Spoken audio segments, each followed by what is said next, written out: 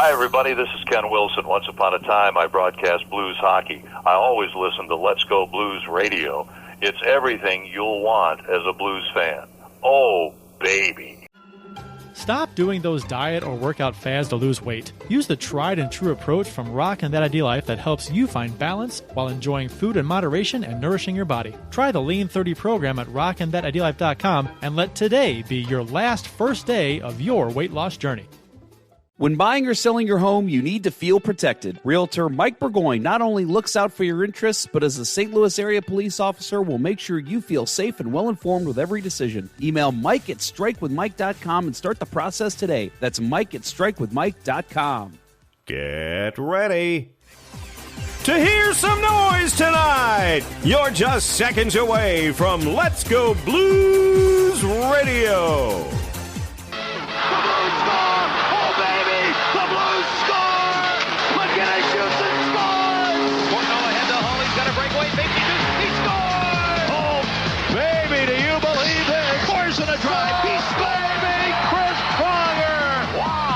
Great goaltending.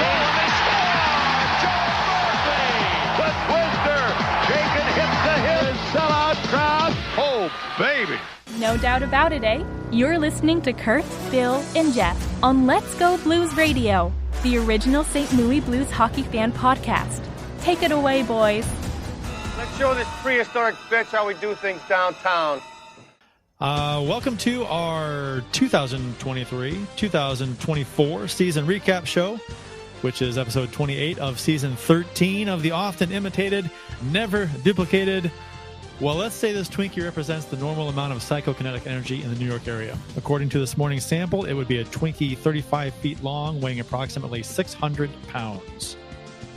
Is that another Ghostbusters reference? It is. I was waiting for somebody to say that, Bill. That's a pretty big Twinkie. We're the original St. Louis Blues hockey podcast. Let's Go Blues Radio. Special thanks to our sponsors, RockinThatIdealLife.com and Realtor Mike Burgoyne for once again proudly sponsoring the show. Please do check them out. Don't forget to check out our t-shirt shop at Let'sGoBlues.com for the best blues-themed t-shirts at an unbelievably fair price. And, of course, our Let'sGoBlues.com Discord server, which is located at letsgoblues.com/discord.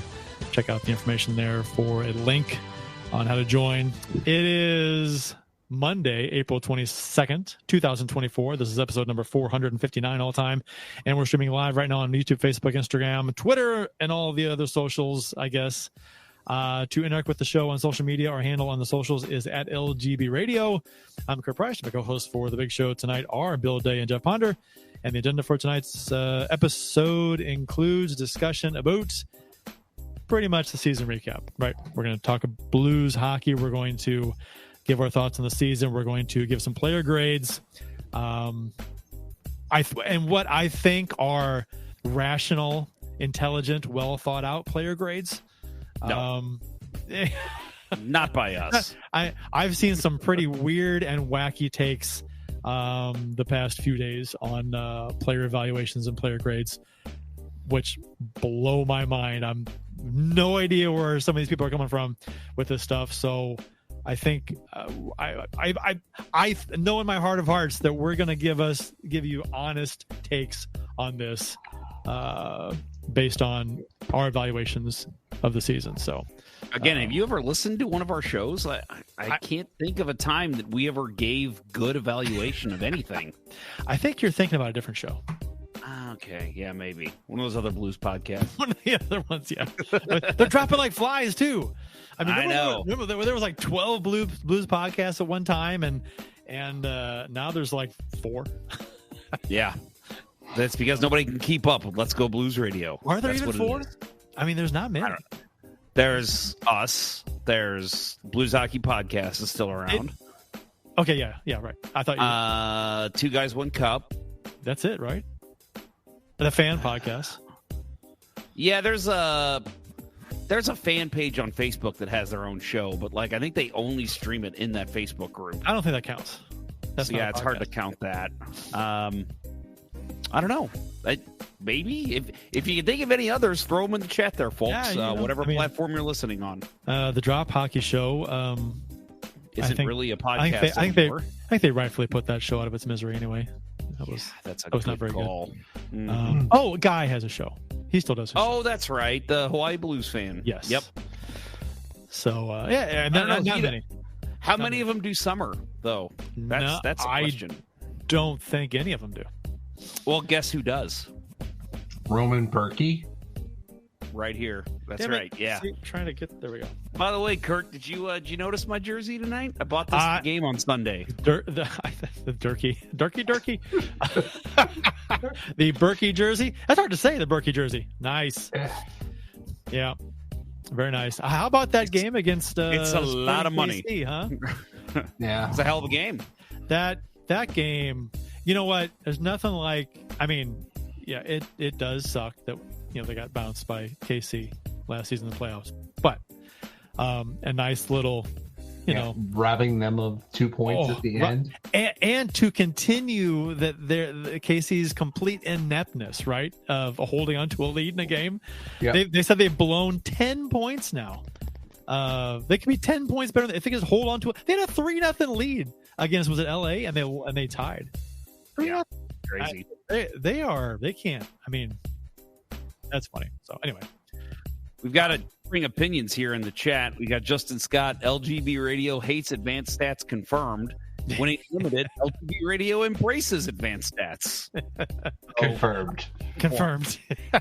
Yeah. Plausible. Yeah, I mean, we could have a whole show on advanced stats versus eye test versus a combination of, you know what I mean? I think we have. I think we always mix it in. It just it always comes up because we're analyzing the show. We're analyzing the players and the team and the league. I mean, you're gonna talk stats and advanced stats come up. This is natural. I mean, it's just it's interesting. It's just interesting to me how, for some people, the eye test and advanced stats don't get along at all. Yep. I mean, it's either one. I told you sometime this season there was literally somebody who said to me, I think it was on Twitter, that said, "Yeah, I thought he had a good game, and then I looked at the advanced stats and I realized he didn't."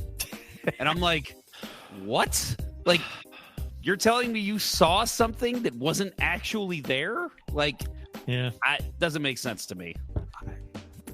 Ooh, getting chippy in Edmonton. Yeah, I've got the Knights and the Stars game on. Is it back? See the end of the Hurricanes game? Second period starts in 4 minutes. Okay. Did you see the end of the Hurricanes game, Kurt? No. That was fucking nuts. Islanders had a 3-2 lead, and then the Hurricanes, with about a minute left, they scored 9 seconds apart and won. Well, they won 5-3, but took the lead, took the game-tying goal, and then the game-winning goal within 9 seconds. See, I saw the final score. I didn't see how. That's nuts. It was nuts. That's bananas. Yep. Well, anyway, we mentioned earlier summer shows. Yes. Yep. So again, for those of you who may have joined on this past season, maybe you're new to the show, or maybe you've just forgotten. Maybe you have amnesia, and you've just forgotten what Let's Go Blues Radio does during the summer. We still do release. I will say last year got a little hard to do every week. Stuff just comes up sometimes, but my goal is to get a show out every single week like we do now. Maybe not live, but we'll at least have a podcast and something on YouTube posted. This summer, we are focusing on hockey influencers. So I will bring in on influencers from across the hockey sphere. And also, we always do something fun. We said maybe next week we might do a mystery hockey theater. We'll have like a draft show, a free agency show, anything Blues related comes up over the summer. We will come on and talk about it live. But yeah, we'll have shows that we'll post pretty much every week. And stay tuned because we're not going. Well, I'm not going anywhere. These two jokers will come in and out. Well, our fans need content to take with them while they're laying out by the pool, right? True. I like to think that it's a bunch of fine-looking ladies, because the way I look at it, if you listen to Let's Go Blues Radio and you're a female, you are definitely a good-looking person, because that means you are great on the inside, because great content. Well, and also, there. How many? Fuglies do not listen to the show. It's not allowed. I didn't want to go there, but I guess not we're allowed. go there. Not allowed. So yeah, I like to think there's like attractive women. Like every time I'm at like a public pool and I look over and there's an attractive woman with headphones in, laying by the pool. I'm like, she's listening to Let's Go Blues Radio right now. Well, yeah, I mean that's. Oh, hey, breaking news. Oh, so John Rose sent me on Twitter, sent me a direct message. He has been in conversations with the Drop Hockey Show. Oh, and we all know that the Drop Hockey Show is the most well-connected sports outlet in professional sports. They have connections within every single professional NHL sports front franchise. office. Yeah. Yeah, I would venture to say he probably has connections in every single oh my God, major league please worldwide. So anyway, a screenshot conversation. Basically, say he says, "You think the Blues have agreed on with a new coach?" And the Drop Hockey Show says, "Yes, we know it for a fact." And John Rose replied back, "Do you know who?" And Drop Hockey Show says, "Yep." So the Drop Hockey Show claims, who is it? Claims that the Blues have already agreed on a new coach, and it's just a matter of announcing. I would love, and I know this won't happen, but I part of me wants to text Strick and be like, "Hey, next time you talk to Armstrong, can you be like, hey, we've got a confirmed report from the Drop Hockey podcast that you have already agreed in terms with a coach. Who is it?" I would just love to hear what Armstrong has to say to that. I mean, I told Lance last night. It's cute. Yeah. So I mean, based on past predictions and things that they have said that they're wrong. So I just go ahead. You know, we have spent way too much time talking about this show already. We've already talked more about the Drop Hockey podcast on this show today than they've put out for episodes all season. Go ahead and seek him out on Twitter and ask him on Twitter, demand to know who the coach is. Because honestly, he's not giving away any sources by saying who the coach is going to be. He's just say who the coach is. Say who it's going to be. All right, let's move on. That's all I got to do. Okay. The official beers. We've done the announcements. Official beers of episode number 459. You can follow each of us on the Untapped app. My handle CPrice12, Jeff CJ Ponder, 94 Bill says Billy Blue Note 33. Bill. You know, because it's worked out so well for us to have. Last show of the last show. We're not going to change it up now. Hey, that's a good one. It's the Almond Joy. Would you say it's the second best one of the three? Yeah, behind the Snickers. Yeah, I think so. Yeah. Bill, give me a microphone tap, would you? Oh. No. Wrong mic. It is the wrong mic. It is the wrong mic. Turn on your mic. Hold on. Son of a bitch. That's all right. I'll do mine while you're doing that. So my beer tonight, actually, okay, funny story. So I went to Total Wine with my family on Friday. We stopped in, and my son just started randomly going up to beers and pointing at them and just started going by. And so I'm like, okay, I'll let you pick out my beer tonight, bud. And so first two he pointed to were IPAs. And I was like, no, buddy, come on, something better. So first thing he picked out was this guy, Public House Revelation Dry Stout. I almost had a Public House tonight. It's good stuff. So yeah, you picked out a good one for me. Good dry stout, perfect with pretzels. So that's my beer of the night. But I'll say I was also very proud of him because the second beer he picked out, Bananas and Blow from Bluewood Brewing. Yep. I was like, good boy. Yes, Daddy likes that one. So you've had that on the show before. I have. Yeah, and you said it had a strong banana flavor. Yes, it's very good. I wouldn't say strong, but I would say it's prevalent. Is it Fat Elvis strong? No, not Fat Elvis strong. I think it's lighter. It's much lighter. Okay, every banana beer I've had has been heavy on the banana side. The Fat Elvis, was it Wells banana bread beer which I like a lot. Yeah. The Bourbon County Bananas Foster this year. That was good. I didn't have that one. I still have a couple downstairs. We still need to get together and exchange our Christmas presents, fellas. Yes. So maybe we do a summer show, and Bill, you bring me one of those. Sure. All right, let's do it. Sure. We need to figure out a way to do a mystery hockey theater all together in the same was just room. thinking that would be amazing. We should figure that out. We could put it up on the TV here and use a camera to capture the TV, maybe. I don't know. We'll figure it out. Yeah, we'll do this off air. Kurt. Is that it's a waiting mail? A waiting mail? Yeah, or a it's mail a waiting waiting? mail. Waiting males and males waiting make the same noises. Yes. I have the same beer, Bill. Oh, nice. The Almond Joy 4 Hands chocolate milk stout. So, yep, going with that. I'm going to piggyback on Bill and have the same thing because I saw yours and looked good, so I grabbed mine. Yeah, I'm thinking I will hit a second beer here at some point tonight, so we'll probably diverge at that point. All right.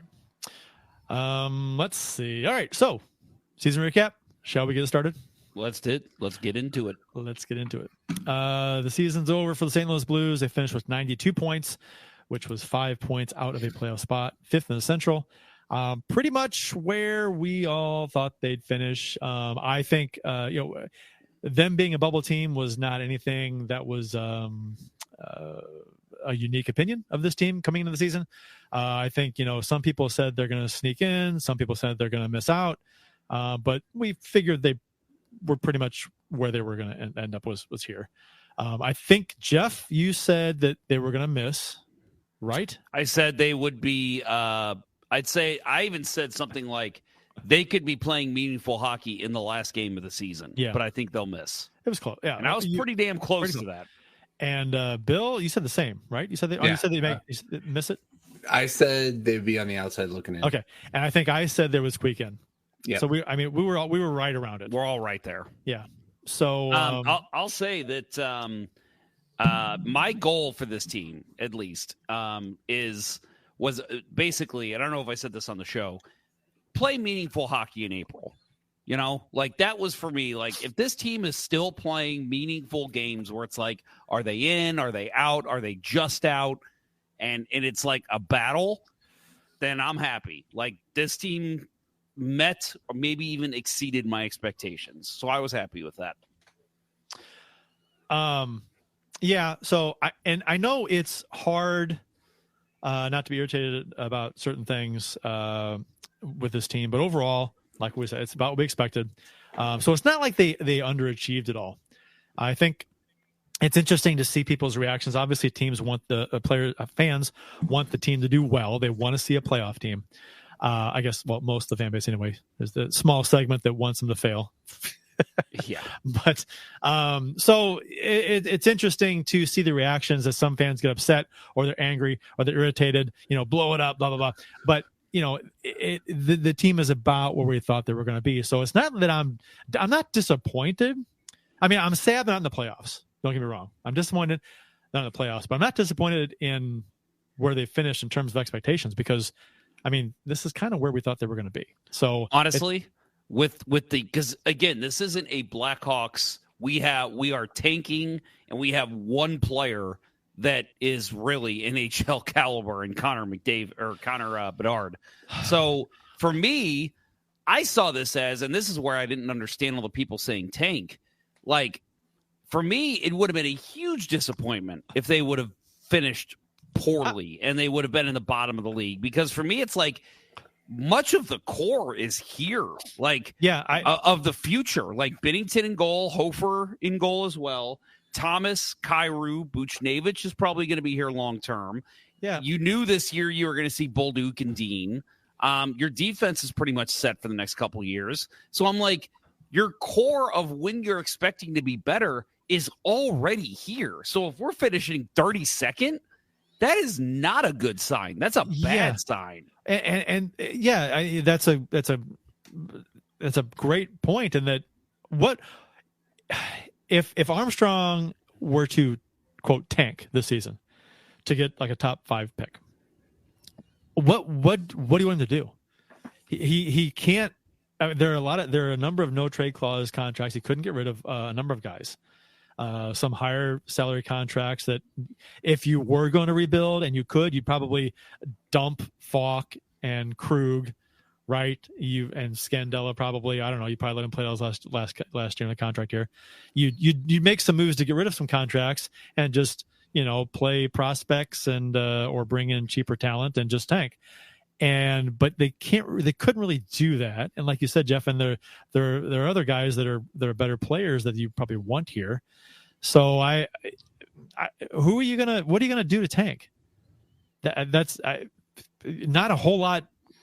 Not a whole lot. Unless you just give away, Buchnevich and you give away Shen and the point with that is so stupid because to me, if you're wanting this team to turn around quickly, you're not just going to start dumping all these players. You got to hold on to these guys and say, let's get through this quickly, and you guys will still be on the team when we come out of it.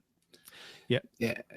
And that's not what that's not been the game plan, right? Armstrong's been very clear about this. This isn't a rebuild. This is a retool, right? A rebuild, he starts it 2 years ago. And, at this point, he's able to have, shed some of those really terrible contracts that he gave out to the defensemen, but he would do so by eating money. And that's Tom Stillman's not going to do that. Right. And there's too many people who are, just burn it down and, throw out the, their most base emotions about this team onto social media. We're not that far away. A couple changes, get more competent, second, third line wingers, and I think this team's okay. Yeah, in the Eastern Conference, it's a playoff team, point wise. Yeah, right. So they get in ahead of Washington. So and if they could, they were inconsistent against bad teams this season, and so obviously the Blues are a better team than the Sharks, but they couldn't beat them this season. So if they beat them in the games they play them, they're a playoff team. So it was one of those things where it just didn't work out, and it's fine. They weren't a cup contender, so they probably weren't going to go anywhere. But it would have been great to have playoff hockey. So, it is what it is. I agree with you, Bill, that they're not that far away. I think some people think they're a lot farther away than they are. They're a middle of the pack team. Right. And they're not. People want to say, "Oh, we're so bad. We're so bad. We're not even close to being where we need to be." I'm like, we're a middle of the pack team, and there are some contract issues on the roster that has to be addressed or dealt with in some way. But if you can get past that, the next couple of years do look pretty good as far as prospects coming up and whatnot. So I'm not trying to look at the things through rose-colored glasses here, but it's just I think people really, how it is in social media. It's either one extreme or the other. There's no in between. Well, I saw a great comment on Facebook today, actually, from it was Dan Buffa wrote something about basically how it's time for Armstrong to be fired. And somebody commented to him and basically said, St. Louis fans are impossible. Because he said, basically, Armstrong, without fully coming out and saying it, admitted going into the year, this is a retooling year. Yeah. At best, we're a third place team in the Central. And when you say that, it's like, okay, at best, we're third. So you're expecting probably fourth, fifth, or sixth, which is where they finished. And he said, this team was nothing but honest with its fans on what its plan is. It has told the fan base what is to be expected this year and going into the next few years. And this guy said, for fans to then turn around mid-season and now at the end of the season and say, What is going on here? Blow it up. Get rid of it. This is awful. Fire the GM. The guy who's been honest with you the whole time, what does that say about you? And I was like, that's actually a really great comment because it is nice to have that. It's refreshing. Like, how long did we hear the Sabres say, our goal is a Stanley Cup? Yeah, fucking right, guys. You're not winning a cup anytime soon. Or the Senators. 3 years ago, they said in 3 years we'll win a cup. Yep. Right? And Brady Tkachuk's comments at the end of the season will tell you all you need to know. That I've got my tired issues of losing. with Armstrong. Don't get me wrong. But sure. He has been nothing but honest on what his intentions are with this they team. have doubled down, and they've said that they're going to stick to the plan this offseason. So it's a retool. And they're not going to blow it up, and I don't think they should. Maybe a few years from now, if things don't work out the way they wanted to, maybe they'll be changing course. But I'm fine with them going this route. And I think they have to in this market. It's a really good hockey market, but I don't think the Blues make a lot of money. And they really can't. I don't think people really quite understand what a full rebuild is going to entail, because that would mean the Blues are probably going to suck for at least 4 or 5 years. I mean, really bad, be a bottom feeder for a while. And and if they did go that route, hopefully that would work. Otherwise they got to do it again. Right. Like the Sabres or like who's out? How about the Oilers? Right. How many, they were perpetually rebuilding with number 1 overall picks, and they still haven't raced the Stanley Cup. Right. There's no guarantee that your first round pick is going to deliver you. Like, I don't think that Macklin Celebrini makes the St. Louis Blues a Stanley Cup contender next year. No. And not for a couple of years. And again, you're talking about losing culture at that point with this core of players. Like, and that's something that people just seem to forget is a thing. If you go back to the Blues in 06, 07-ish, that was a losing culture. It was like you could have some of the best players come through that organization. Yeah. But my God, they had their heads down after games. They didn't want to talk to the media. You see this team when they're on a winning streak, they want to they're excited. They're playing music in the locker room. They're happy to go do the events that the marketing team asked them to do. Like, when you have a losing culture, it's not like that. Again, look at the Ottawa Senators. Right now, they are just get me the fuck out of here. Like, nobody wants to be in Ottawa right now. Do you know which franchise has the most consecutive seasons without a playoff series win? Current or all time? Current. Longest active. Buffalo Sabres? It is Buffalo. You know how many seasons? Yeah. They have not won a playoff round 11 in 17 seasons. Mm-hmm. So longer than that. Wow. And they have let's see, and also the longest active postseason appearance drought. They haven't made the playoffs in 13 seasons. Yeah, they haven't made it since 2011. I knew that much. So God, that's awful. And they've had high draft picks. They've had guys come in, great players, then they won it out because they can't win. So their top pairing is literally 2 number 1 picks overall. Right. And they can't do shit. And power, right? Yep. And so what's their answer? Oh, let's go back to the guy that we fired for not getting us to the playoffs 11 years ago. Yep. Hey, the last guy that got us to the playoffs. Let's bring him back. They're just pulling straws. What's going to work here? Yeah, there's a nice core that the Blues can build around going forward. So they obviously need to do a number of things, because the roster as isn't good enough. It's not good enough to be an elite team. That's obvious. So they need to address a handful of issues.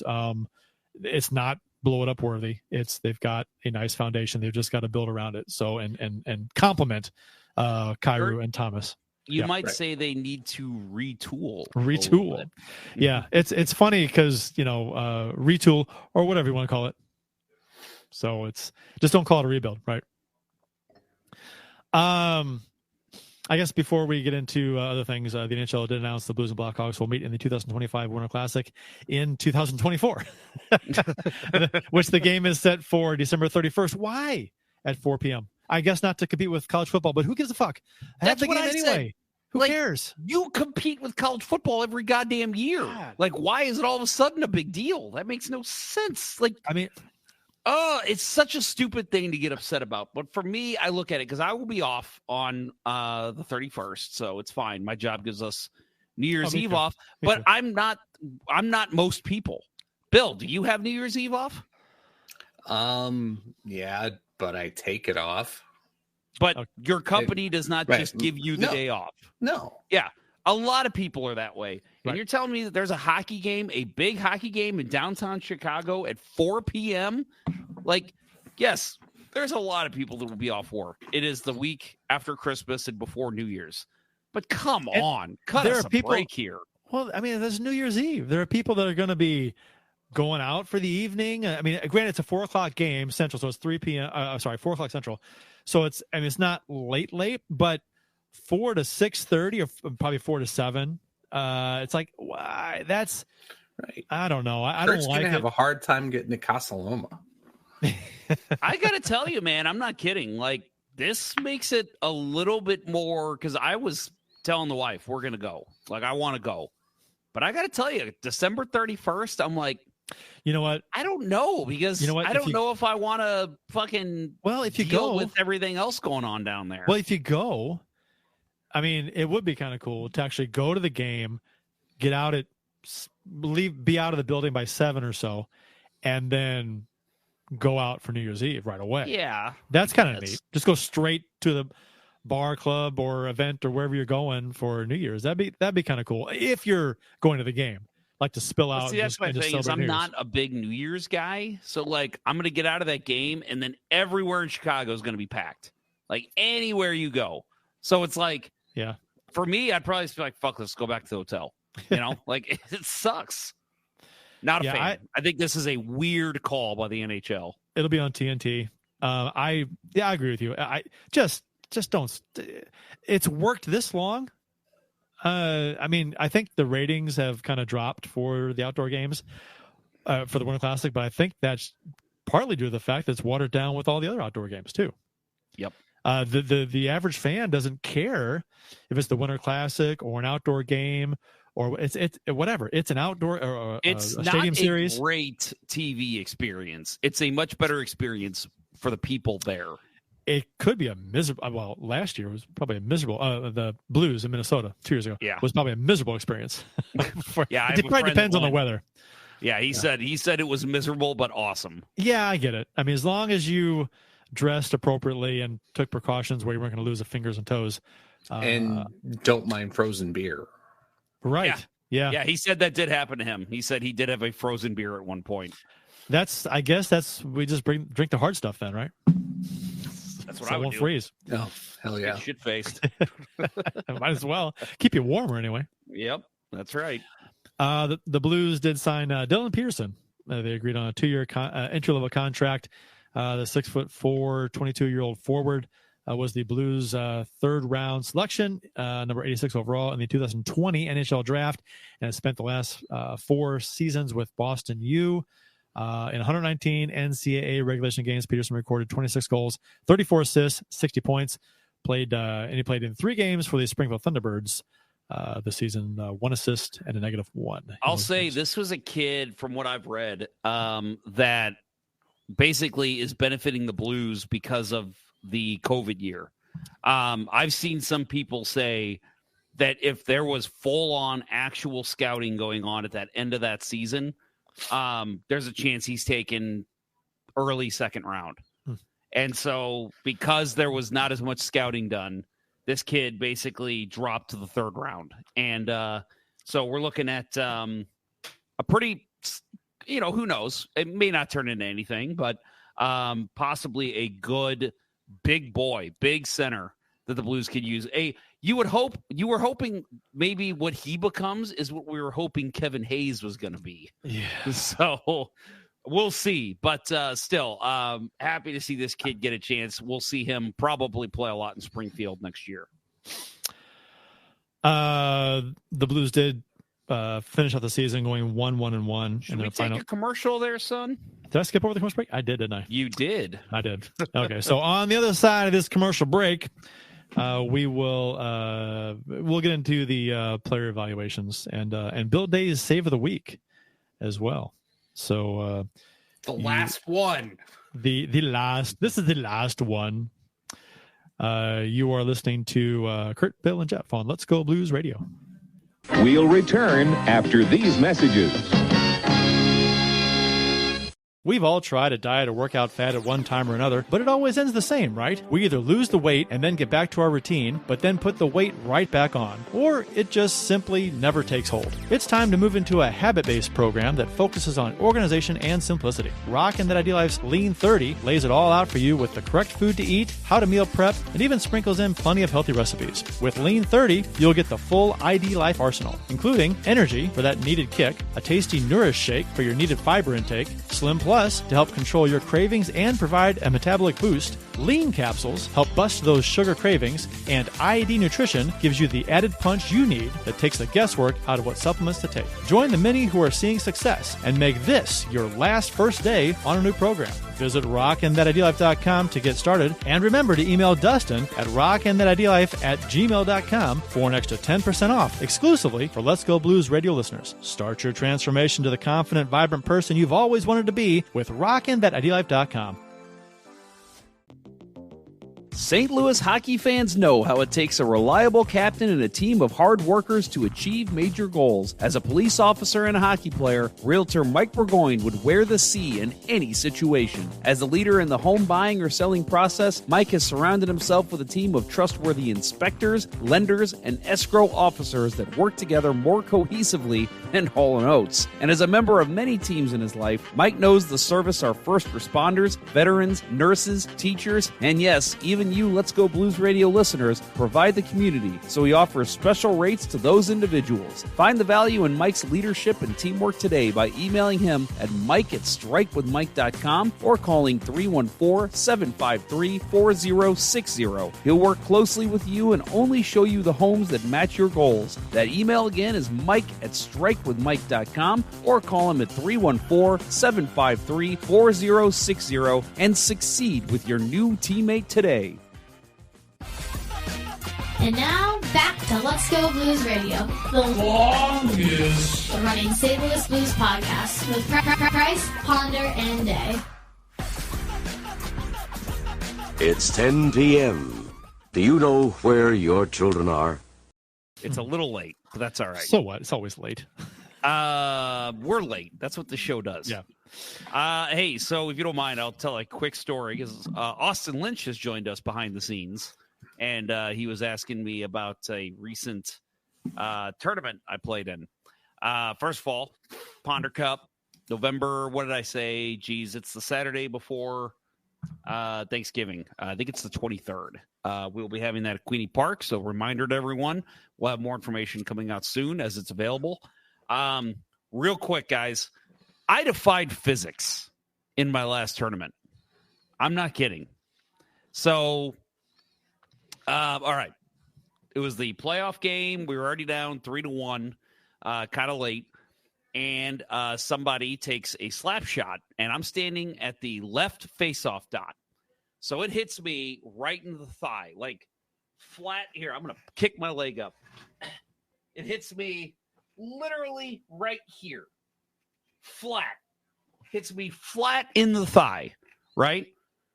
It bounces straight up, which makes no sense because it should have dropped to the ground.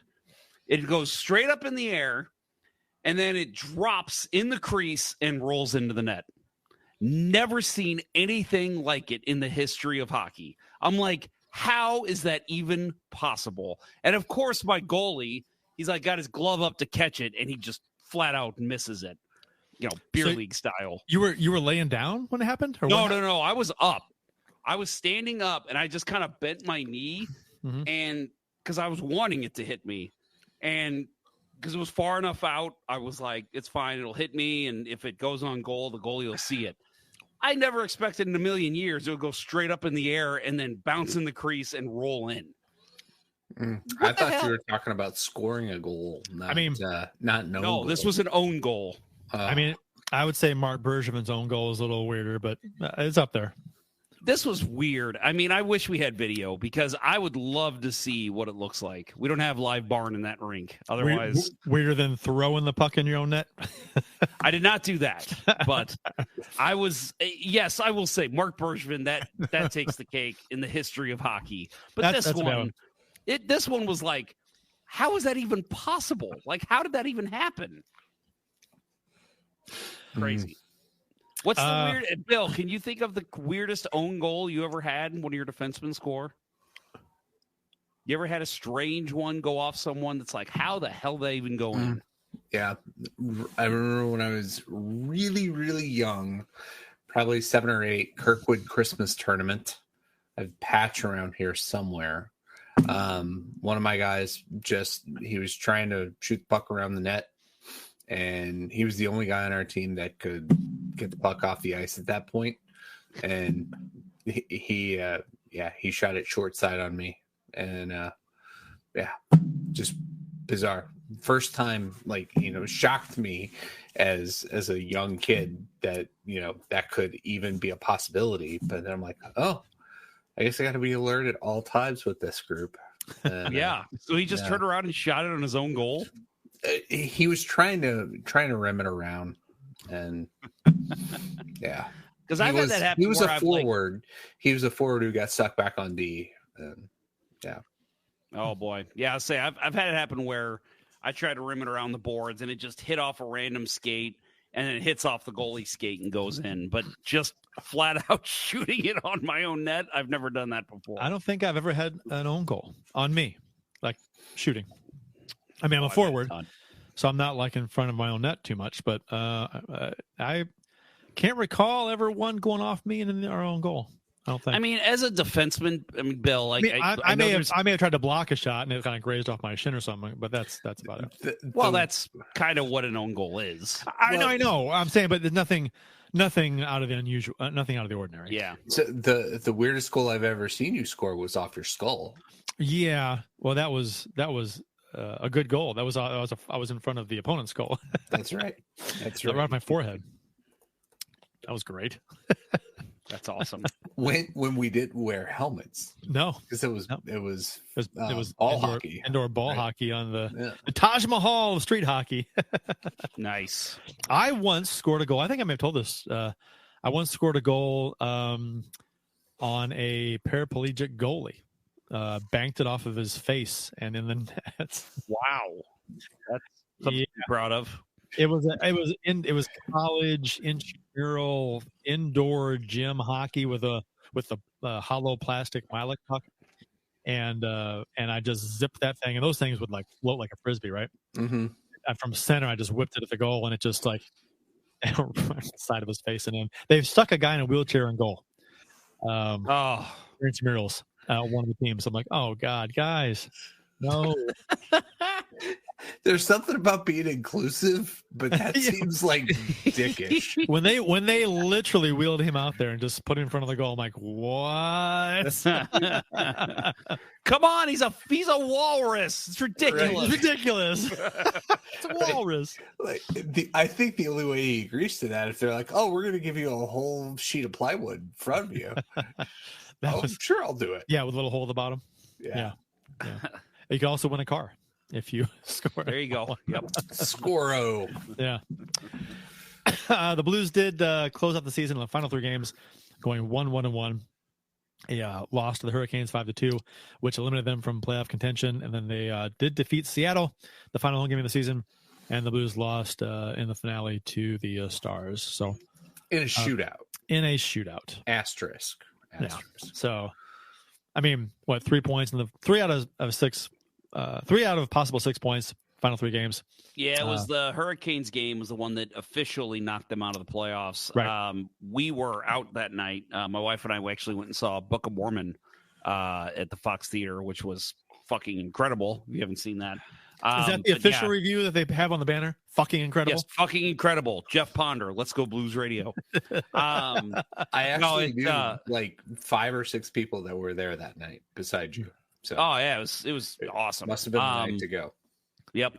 But no, it was funny because like we were sitting there and we're listening to the show, well, watching and listening, and we heard the guy behind me. He just goes, "Damn it, Blues just lost. They're out of the playoffs."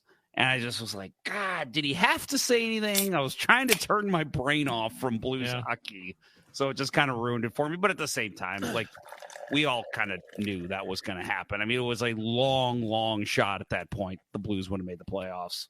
Yeah, I mean, you're rooting for it. You're hoping for a kind of crazy fun finish, but no. But like, and I think it was mentioned in the chat. Justin Scott just said, right now, Vegas is winning 4-2 against Dallas in the second period, late in the second.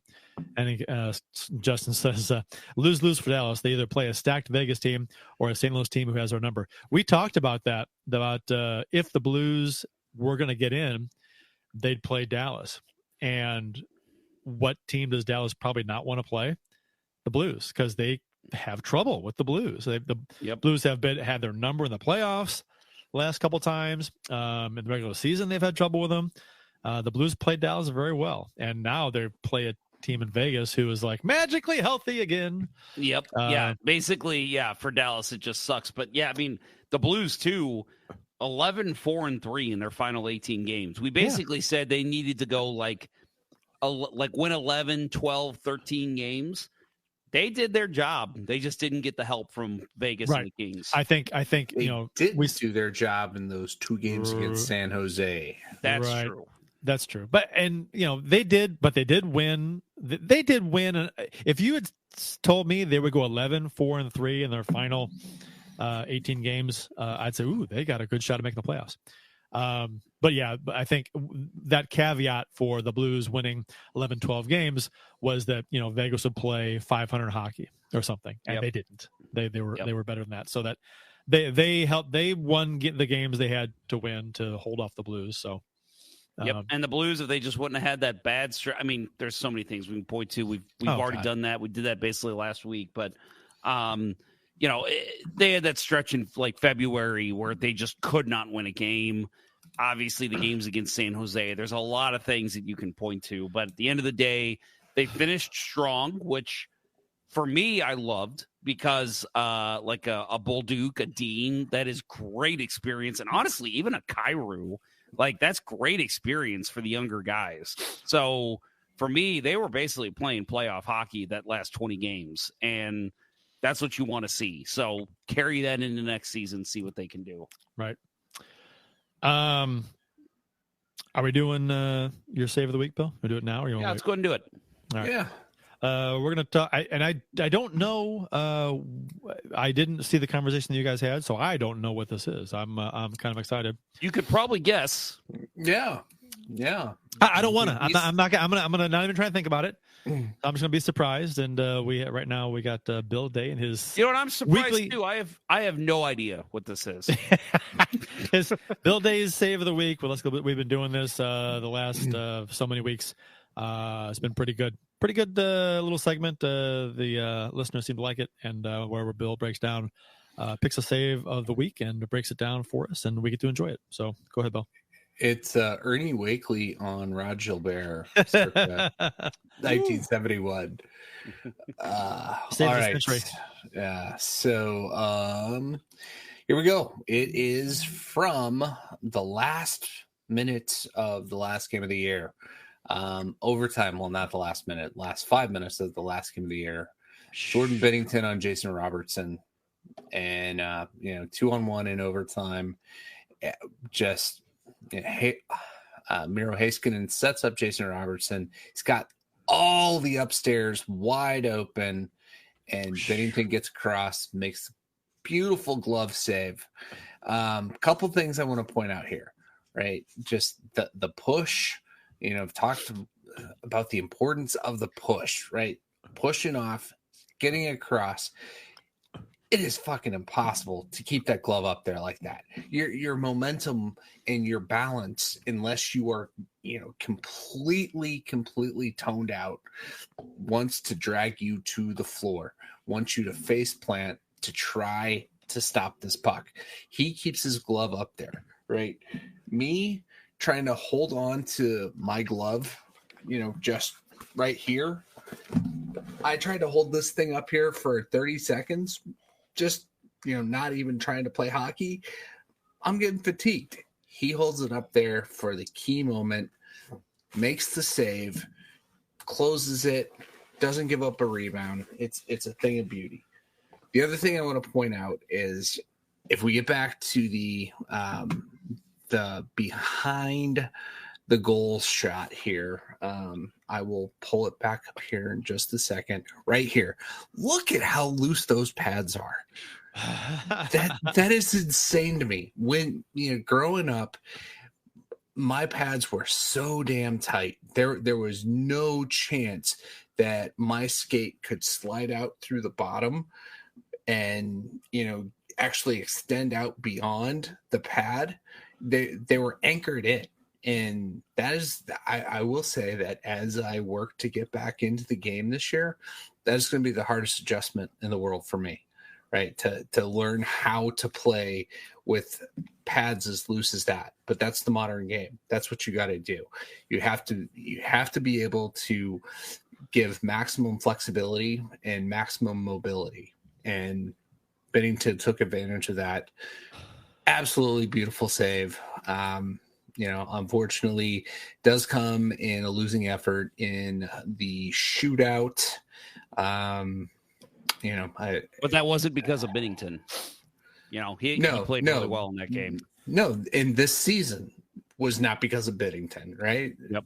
As we get into our player evaluations, Bennington and Hofer. Give me so much hope for this team going forward.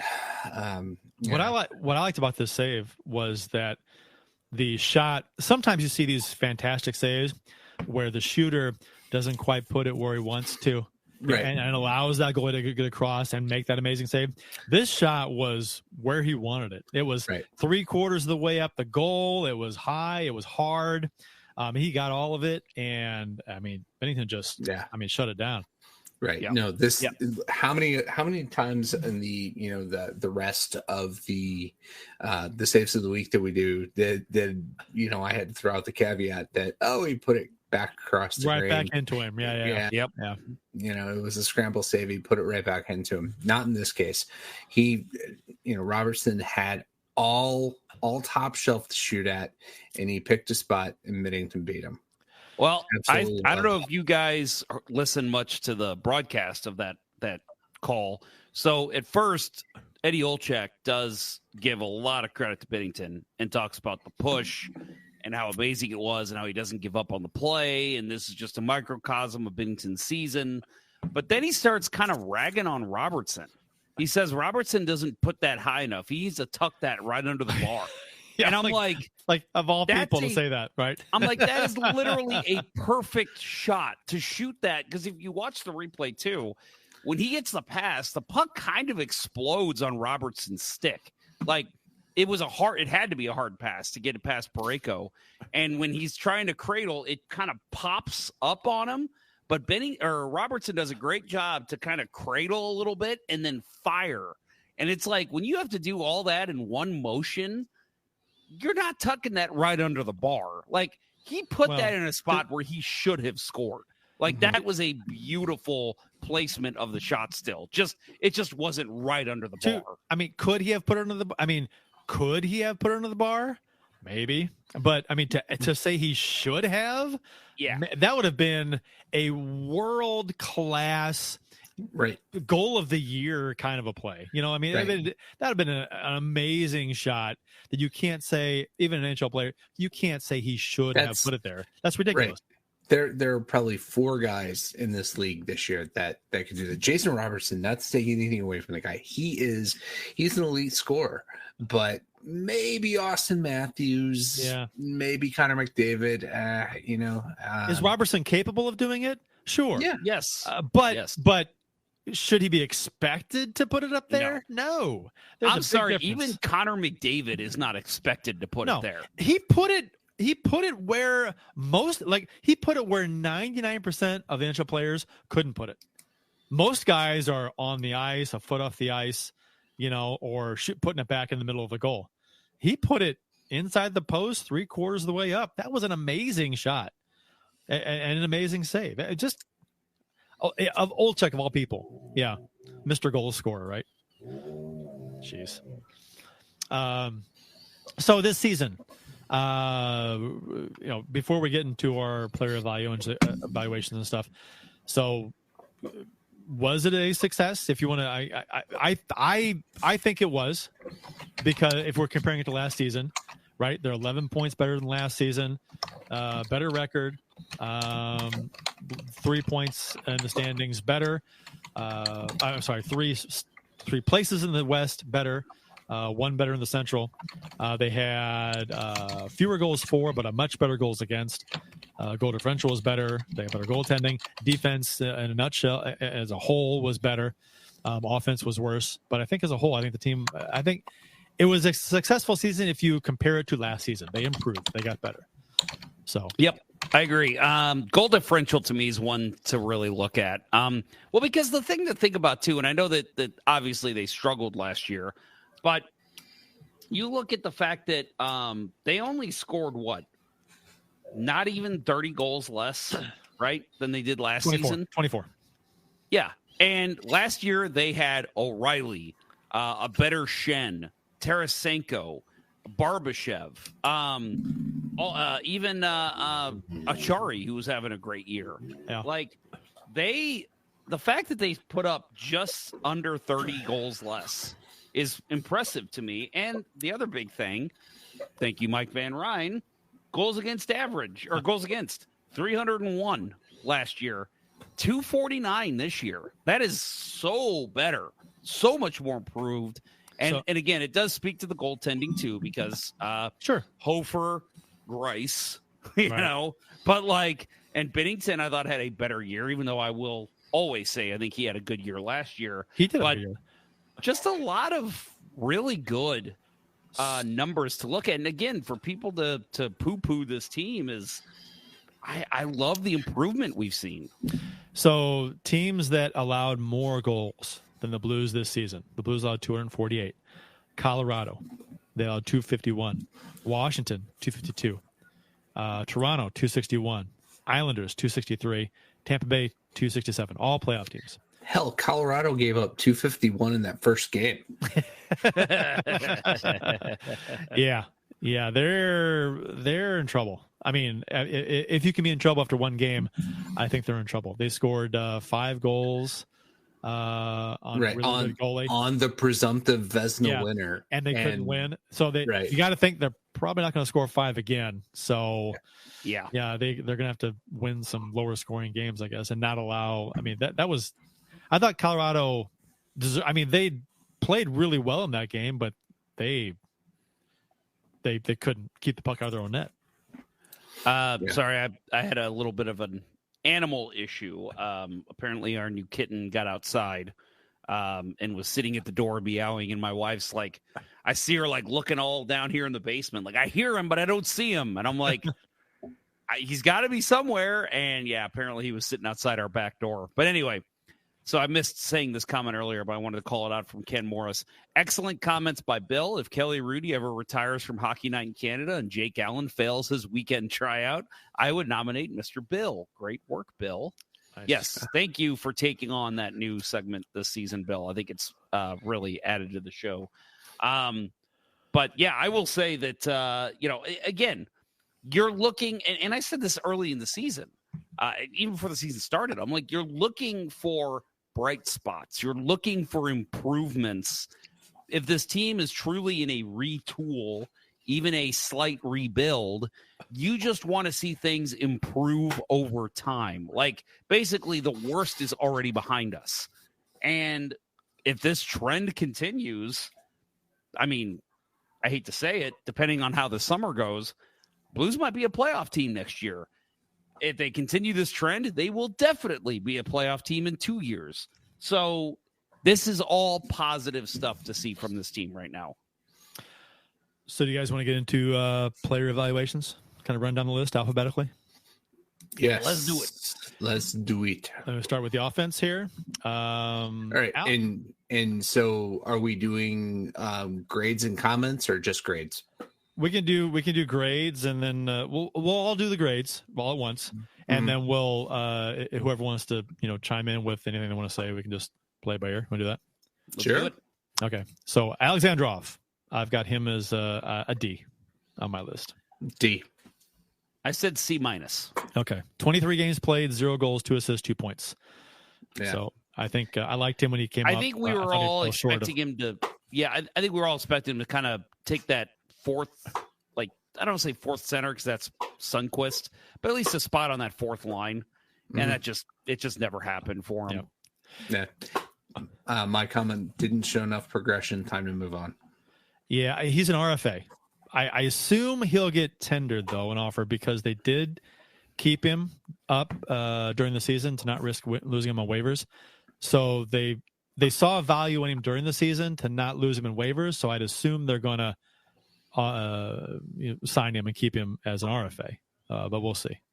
I don't know why they let him go if they didn't put him through waivers during the season, because they wanted to keep him. You know what I mean? I could see them. I think you're right. I think it'll be a tender situation. We want to keep you, but if another team makes a ridiculous offer to you, see ya. Good luck. Yeah, I think they might league minimum kind of a thing. Keep him around. Yeah, I think by keeping him in Springfield. Sammy Blais, I gave him a big fat F this season. I didn't quite go F. I went D. Okay. I went C. Okay. 53 games played, 1 goal, 6 assists, 7 points. You know what? For me, he only played 53 games, still led the team in hits. But the thing with me is that, that's most of his game is banging bodies and throwing his weight around. He led the team in hits, but I didn't see him. They were like, they weren't game impact hits. Exactly. Yeah. So that was more checking big hits. Yeah. Yeah. They weren't like noticeable. So I'm like, it's kind of secondary, kind of like meh hits. So this is the Sammy Blais that the Rangers had. This is the offense that we got from him, which I was not expecting even a 10, 15 goal season, but I expected a little bit of contribution on that fourth line, him and Sundqvist finding some chemistry. And again, that just never really came through. And by midseason, I was with, Bannister at that point. I was with Bannister, and I thought there's no point in playing Sammy Blais. Like, you might as well sit him. Yeah, yeah. When they went Sonny over Blais as the net front presence guy on the power play early in the year, that was pretty much it, right? And Blais did nothing to earn any more playing time than he got. Right. We all had super high hopes after 2019. What he showed in the playoffs that year, he's just and when he came back from the Rangers last year, right? It was like new life, and now it's just It actually surprised me that he led the team in his, because I didn't see it. I didn't see that at all. He's a UFA, so wouldn't surprise me if the Blues just move on from Sammy Blais this offseason. I think so. Bolduc, I gave him a shiny B. 25 games played. I mean, I almost want to give him an incomplete just because we don't really know. But from overall what we saw, I went A-. Okay. I went B+. 25 games played, 5 goals, 4 assists, 9 points. I like him. He's got a great shot. I think he needs to shoot more.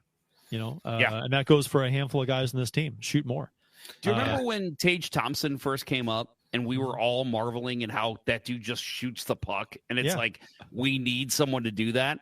That's Bolduc. We need to see that guy just fire the puck. Kyrou too, but we'll get to him later. He had 38 shots in 25 games played. I'd like to see him getting at least 2 or 3 shots a game. 3 shots probably plus.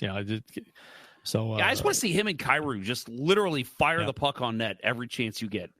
So he does have 2 more years at $863,000 per season. So it's an entry level deal. Yeah. So in the second, like the final year of this deal, which is the year after next, they could be a nice bargain player for that money. So we shall see. Yeah, no, the guys talked about his shot. The thing that impressed me, he is a slick skater. Right, Yeah, he is so good on his edges, and I'm super excited to see what he brings.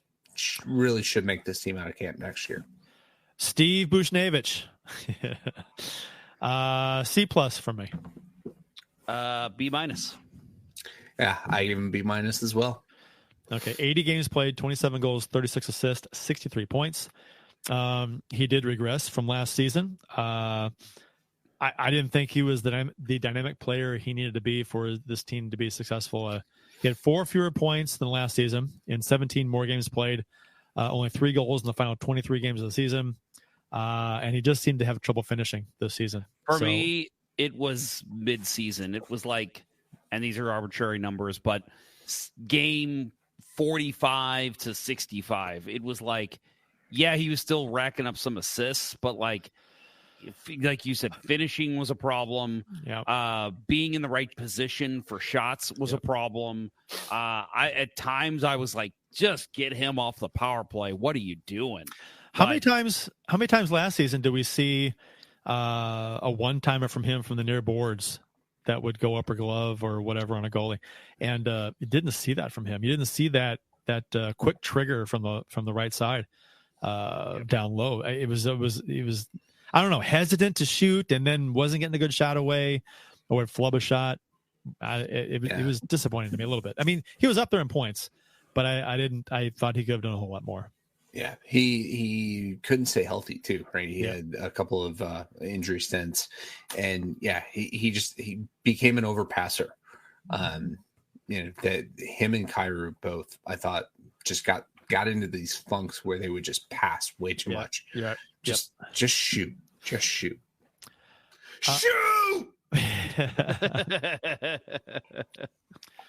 The Baked Beaver says he can be great, but needs to get after it more, show some urgency and composure. I assume he's talking about Bushnevich. I think so. Might be Kyrou too. I don't know. We haven't gotten to Kyrou yet. There's Kyrou talk in the in the chatter. I don't know. There's a slight delay here, folks, so it's kind of hard for us to tell sometimes. Dean, I mean, he played 9 games, so if you want to give him a rating, if not, whatever. I mean, too new to rate. Yeah, I mean, I want to give him an incomplete. I want to give him an incomplete, but at the same time, I'll give him a B, just because I liked his hustle. I liked it. My brother and I were talking today, and something he brought up was he really looked like he was pushing for a goal in that last game against Dallas. Yeah. It was like Dean's like, I don't want to go all summer without a goal, and like isn't that a game where he was robbed? I think so. Yeah, he was flat out robbed. Yeah, Ottinger got him. Ottinger, yep. But yeah, I'm excited to see him. I'm not concerned at all that he didn't really. I don't think he had any points in his 9 games, right? I thought he got an assist. No points. No points. Yeah. No points. But no, I liked his hustle. I liked his game. He's not a guy that's he's not gonna put up 90 points, 100 points ever. But he's supposed to be a good middle 6 guy, and I could see that in him already. Yeah, no, the upside I saw from him once. I want to see him here next year. He needs to be on this roster. Okay, here we go. Hayes. I gave Hayes a D+. Same. D- for me. Yeah, 79 games played, 13 goals, 16 assists, 29 points. This was the worst offensive season of his career. Fewest assists of his career by a mile. 29 assists in 79 games played. His next worst was 36 assists in 79 games played. Even in seasons where he only played 40 to 50 games, he had more assists in those seasons. He's slow. He's horrible with the puck and open ice. He's not a good passer, not even anything special defensively. He can protect the puck well, works well on the boards, and he's good in front of the net. Best face-off year of his career at 57%, but that's about it. From positives from him. Positives from me, face-offs, and penalty kill. Okay. Negatives, everything else. He was bad. Yeah. I cannot believe that deal that Philadelphia signed him to. $7+ after seeing million? him play. Unbelievable. Yeah, I understand now why they ate half of his contract to get out from that thing. Whew. That is, I could, if that were the Arizona Coyotes signing that contract, I'd understand because you got to get to the cap floor. So you got to overspend a little bit on some free agents. Why the hell did Philadelphia sign him to that deal? Whew. They got to find a special role for him, especially a matchup role or something. But on the third, I think he's a throw-in guy on a trade. I really think he won't be here next year. I would hope so. And I would think with his salary only being 3.5, I think maybe you could get something to take him. I don't know. We'll see. I think Blues try to make a hockey trade, and then to make salary work, they say, you got to take Hayes in this deal just because that's how our salary is going to work he's got out. 2 more years, too, on this after this. That's unbelievable. Unbelievable. Yeah. And can you even buy a guy out when another team's paying half his salary? Ooh, that's a great question. I don't know. I doubt it. Because unless you pay the entire salary, which you say you probably have to pay the whole thing. You know what? Maybe you can if the other team would then pay. The other team would pay you, and then you'd use that because they're paying it anyway. I don't know. Maybe it works. Research. Maybe it works something like that. Yeah. Yeah. All right, Kapanen, you got a D- from me. That is my lone F. Okay. I was very generous with a C-. I will say that I saw a funny comment that I agreed with that Kasperi Kapanen is like Paul Kariya if Paul Kariya didn't score goals. Yep. 73 games played. He did not impress me at all. 73 games played, 6 goals, 16 assists, 22 points. Offensively, it was his worst full season as a pro. He has so much speed, and he just couldn't really just produce. Doesn't do anything with it. Right. No. And the thing with him that's annoying too is that he can control the puck, unlike Kyrou. And it's like, how are you not at least just because of your puck control and because of your speed, you're not just racking up secondary assists? Mm-hmm. Here's the deal. Why he didn't get an F from me is because I think he was out there putting out the effort of most nights because you'd see him come into the zone. You'd be like, okay, here he comes with his speed, but then nothing happens with it. So, I mean, he was noticeable to me with his speed initially, but nothing ever really came from the speed rushes. So, I mean, he tried to create some things. The effort seemed to be there, but just nothing really happened. I just don't see any hockey IQ from him. I see him speeding into the zone, like you said, but then it's like kind of a, oh shit, I'm in here. I'm in the zone now. What the fuck do I do? Yeah. You know, and it's just like, there's no urgency. There's no hockey IQ to be like, oh, bring it in here, dump it in, get it around the boards to my defenseman. Like, there was none of that with him. Yeah, no, you talked about it, the surprising lack of secondary assists. His most effective assist this year was the goal that knocked the Blues out against Carolina, right? He gets that partial breakaway and misses, and Carolina goes back the other way and scores. Yep. Right. And then insult to injury, the next game against Seattle after the Blues are out, he's comfortable enough to score a fucking goal. Right. That pissed me off so much. Yeah. He was a guy of the reclamation projects the Blues took on last year. I even said that. I'm like, the worst to me was Kapanen, but the biggest upside is Kapanen because of his speed and his ability. But then we saw it all season. I mean, you saw why Pittsburgh put him on waivers. He was just nothing special. Dom's player cards at theathletic.com have his salary valued at $800,000 at market value. His actual salary is $3.2 million. Yeah. So and he's a free agent, right? Yes, he's done. UFA. Right. Yep. And quite honestly, like if you look at the goals substituted here, giving up O'Reilly for Kapanen. I know Kapanen was part of this team last year, but it's kind of like what the Blues probably expected. Kapanen's going to chip in 20. Didn't happen, and go back to the comments in the previous segment, right? That this team down 24 goals from last year. And I think that was that we were expecting to get that mostly from Kapanen. Yeah, I'll say that. We say all the time, like, what would we do if Kyrou put up 50 this year? Like, look at where the Blues might be right now. If Kapanen scores 20, what, 50% more of what he scored goals this season? Yeah, like, think about how many other wins that might have been. Yeah. Right. And he's a guy I don't want here next year. No, I can't see him returning. Neighbors, he got an A- for me. Did you skip Kyrou? Did I?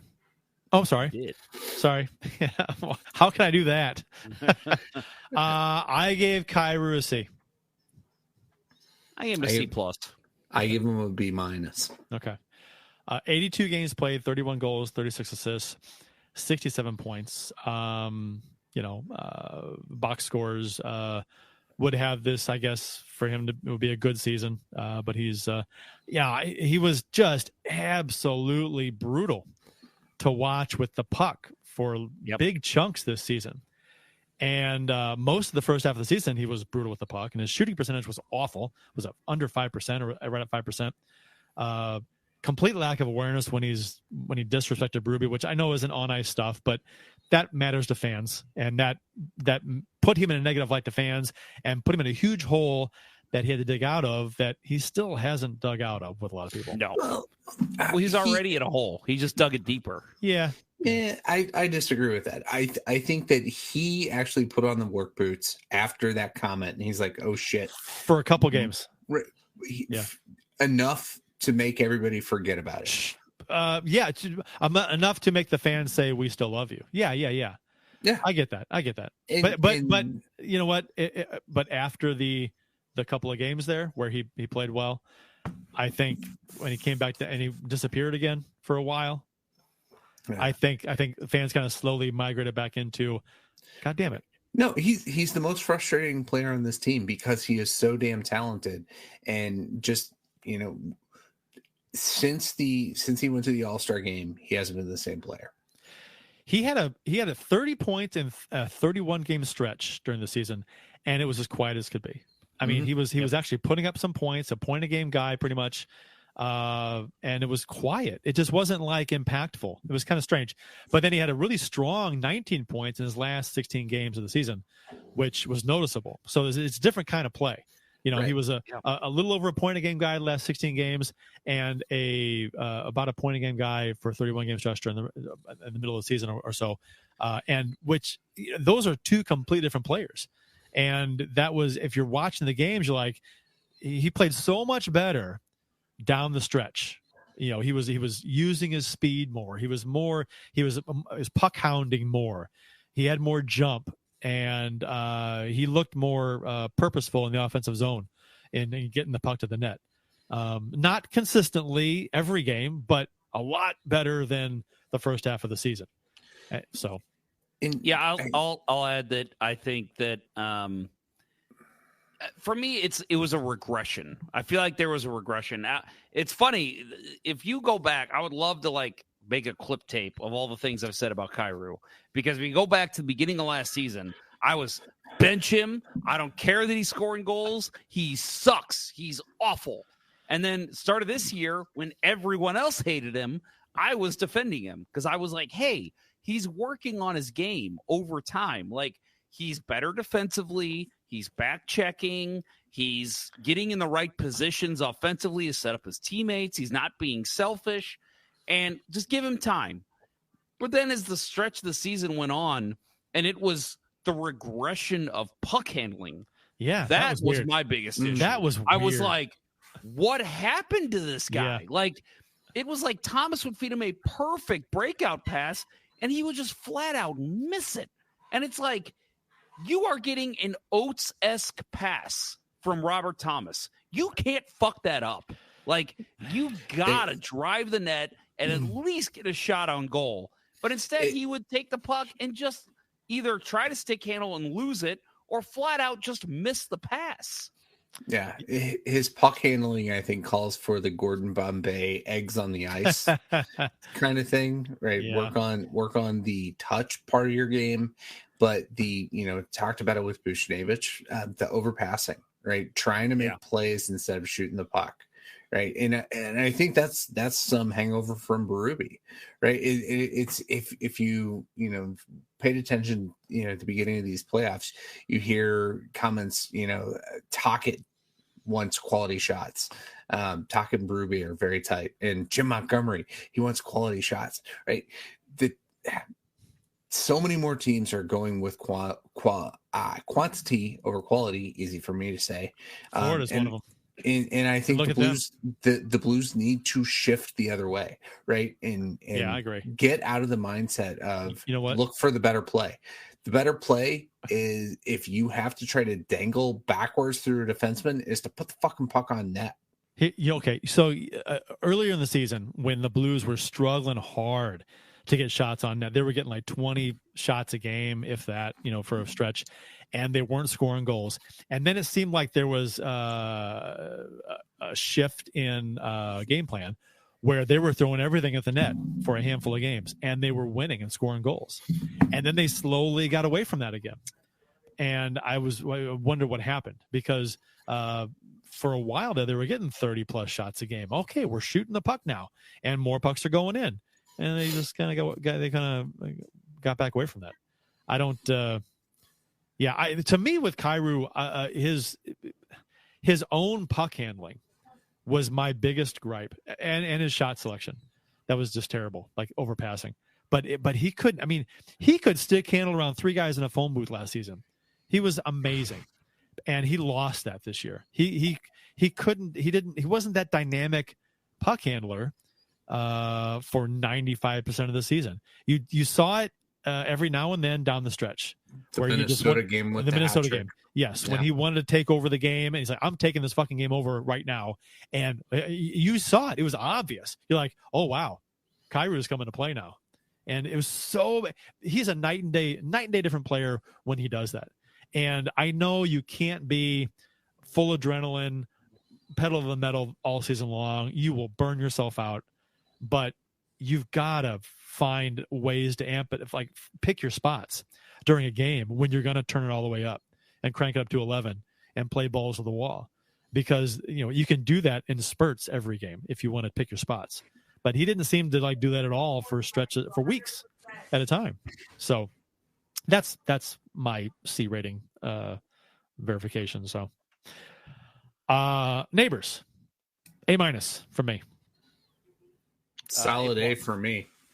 A+ for me. A+. I'm only giving a couple A+, and I thought this kid, he picked his game up this year. 7 games played, 27 goals, 11 assists, 38 points. Definitely a breakout year for Neighbors. His jump and goals scored, pretty surprising. Although pleasantly surprising, right? I think the Blues thought that would happen last season when they got rid of Perron. I really thought that the Blues thought, we can lose Perron because Neighbors is going to pick up the goal score. I don't think they expected this. Year. I don't think they expected this much from him. I think this is something they weren't expecting. I thought if they got 20 goals from him, they'd be excited.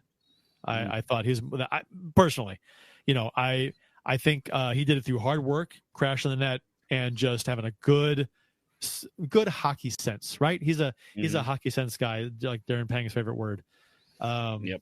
I thought he was brilliant around the net. He just had a nose for the puck, a nose for the net, and he was always in the right place at the right time around the net. Just good hands. Bill mentioned the inability of Kapanen to score goals. I think that was picked up by Jake Neighbors. I think, again, the Blues, I thought the Blues maybe thought 15, 20 goals high end. 27 goals, and the kid, if he doesn't get injured, he's probably a 30-goal scorer. Right? That I was going to ask. Like, do you guys think that Kyrou winds up the season with the team leading goals if Neighbors doesn't go down with the injury the last 4 games? I think so. I mean, how many games did he play? Did I say 7 games played? How many did he play? Where's the thing? I don't have it in front of me. Neighbors, there he is. He played in 77 games played. I just had, not 7, 77. There we go. That's a hell of a production line, right? Yeah, it is. That's a new state record. Yeah.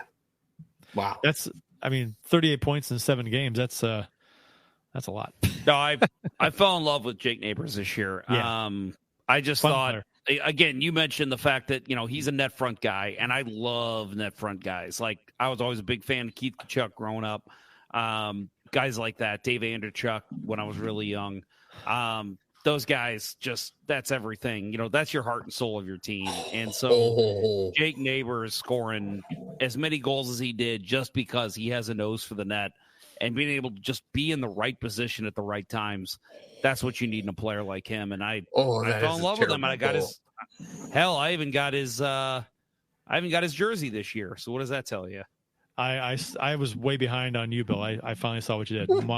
That's one of the worst. That is Turek level bad. Which game?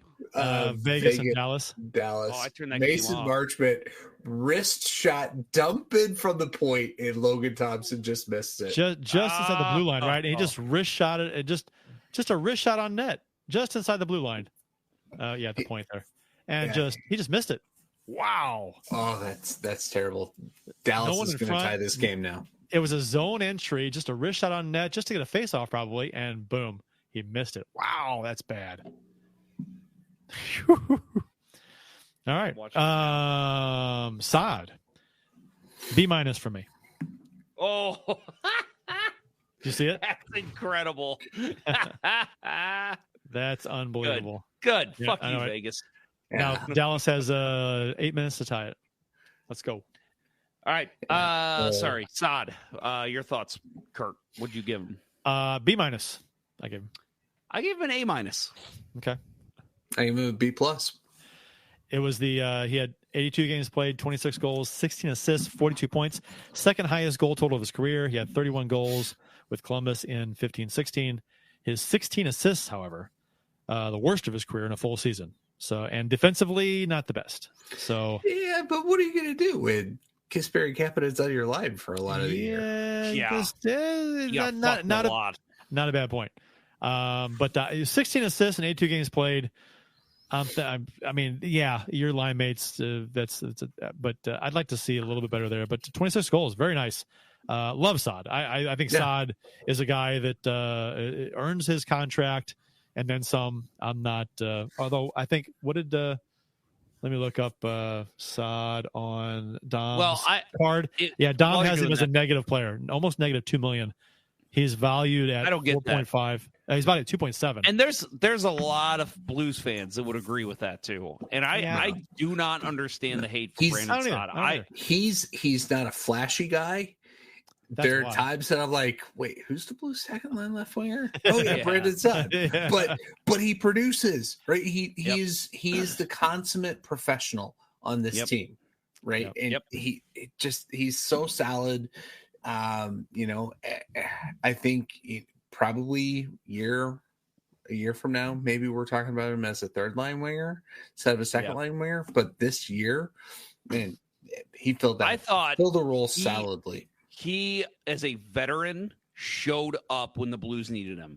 Yeah, he was there. The last 25, I need to look up the stats, but I'd say the last 20 to 25 games, Brandon Saad always found his way on the score sheet, and he was just, and if not that, like getting breakaways, starting the play out of the zone, like he was everywhere he needed to be as a veteran left wing on that second line. I was so impressed with Brandon Saad this year, and I've liked him throughout his tenure as a Blue.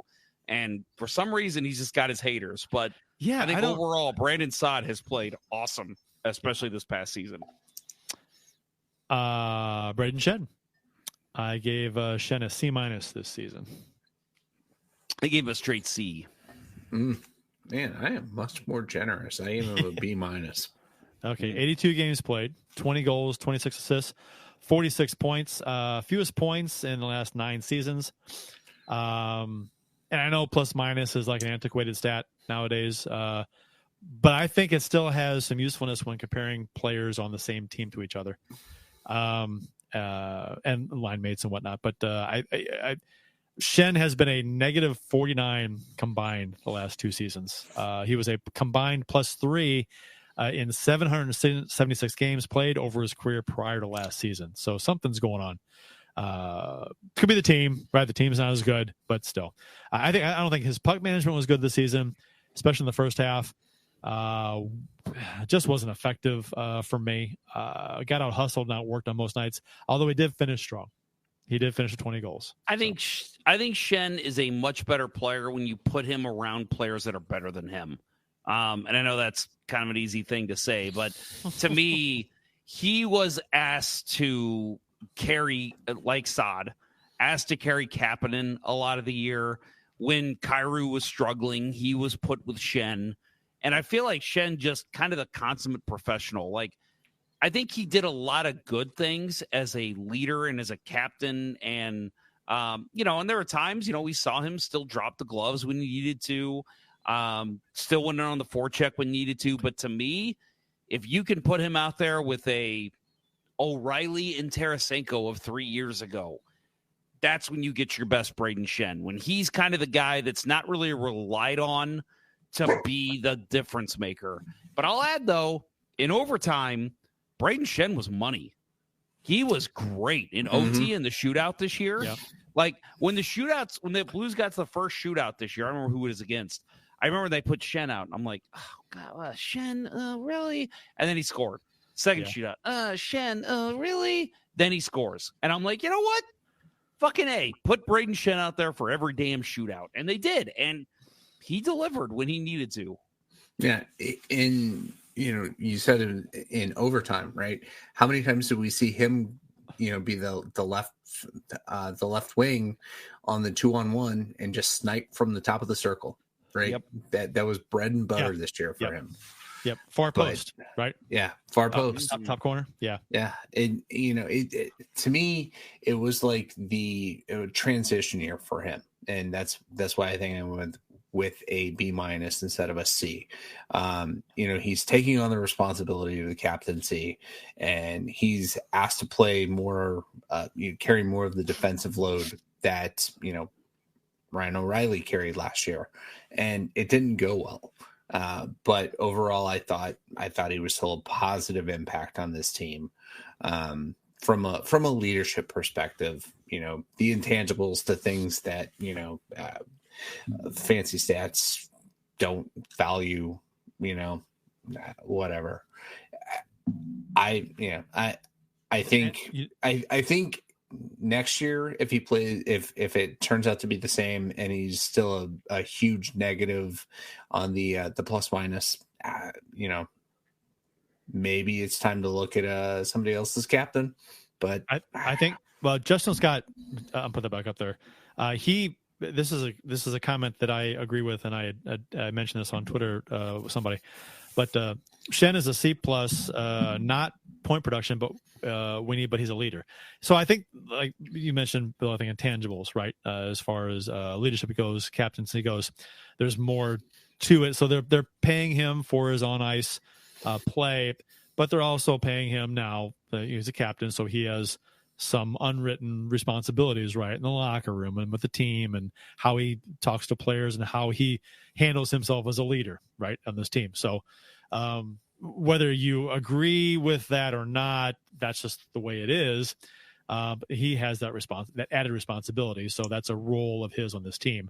It doesn't show up on the scoreboard, right? There's no score for leadership abilities, but ask Mark Messier, he would know. He has an award named after him. We will win Game 7 or 6. No, I'll say the last thing I'll say on Schenn is just that I forgot what I was going to say. I like Schenn. I as a player, as a guy, as like a, I mean, I was vamping for you, but these. Thank you. As a guy, I like this. I root for him so hard. I think he's one of the most likable guys. I think he's a good guy. He does a lot of charitable work in the area with visiting hospitals and things.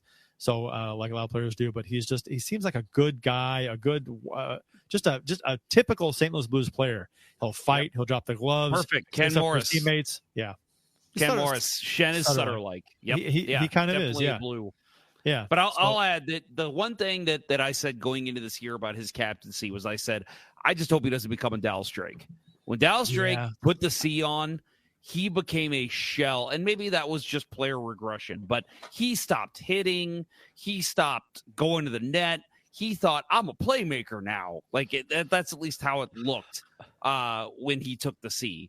And it was just, that is not you, dude. You are not that skilled.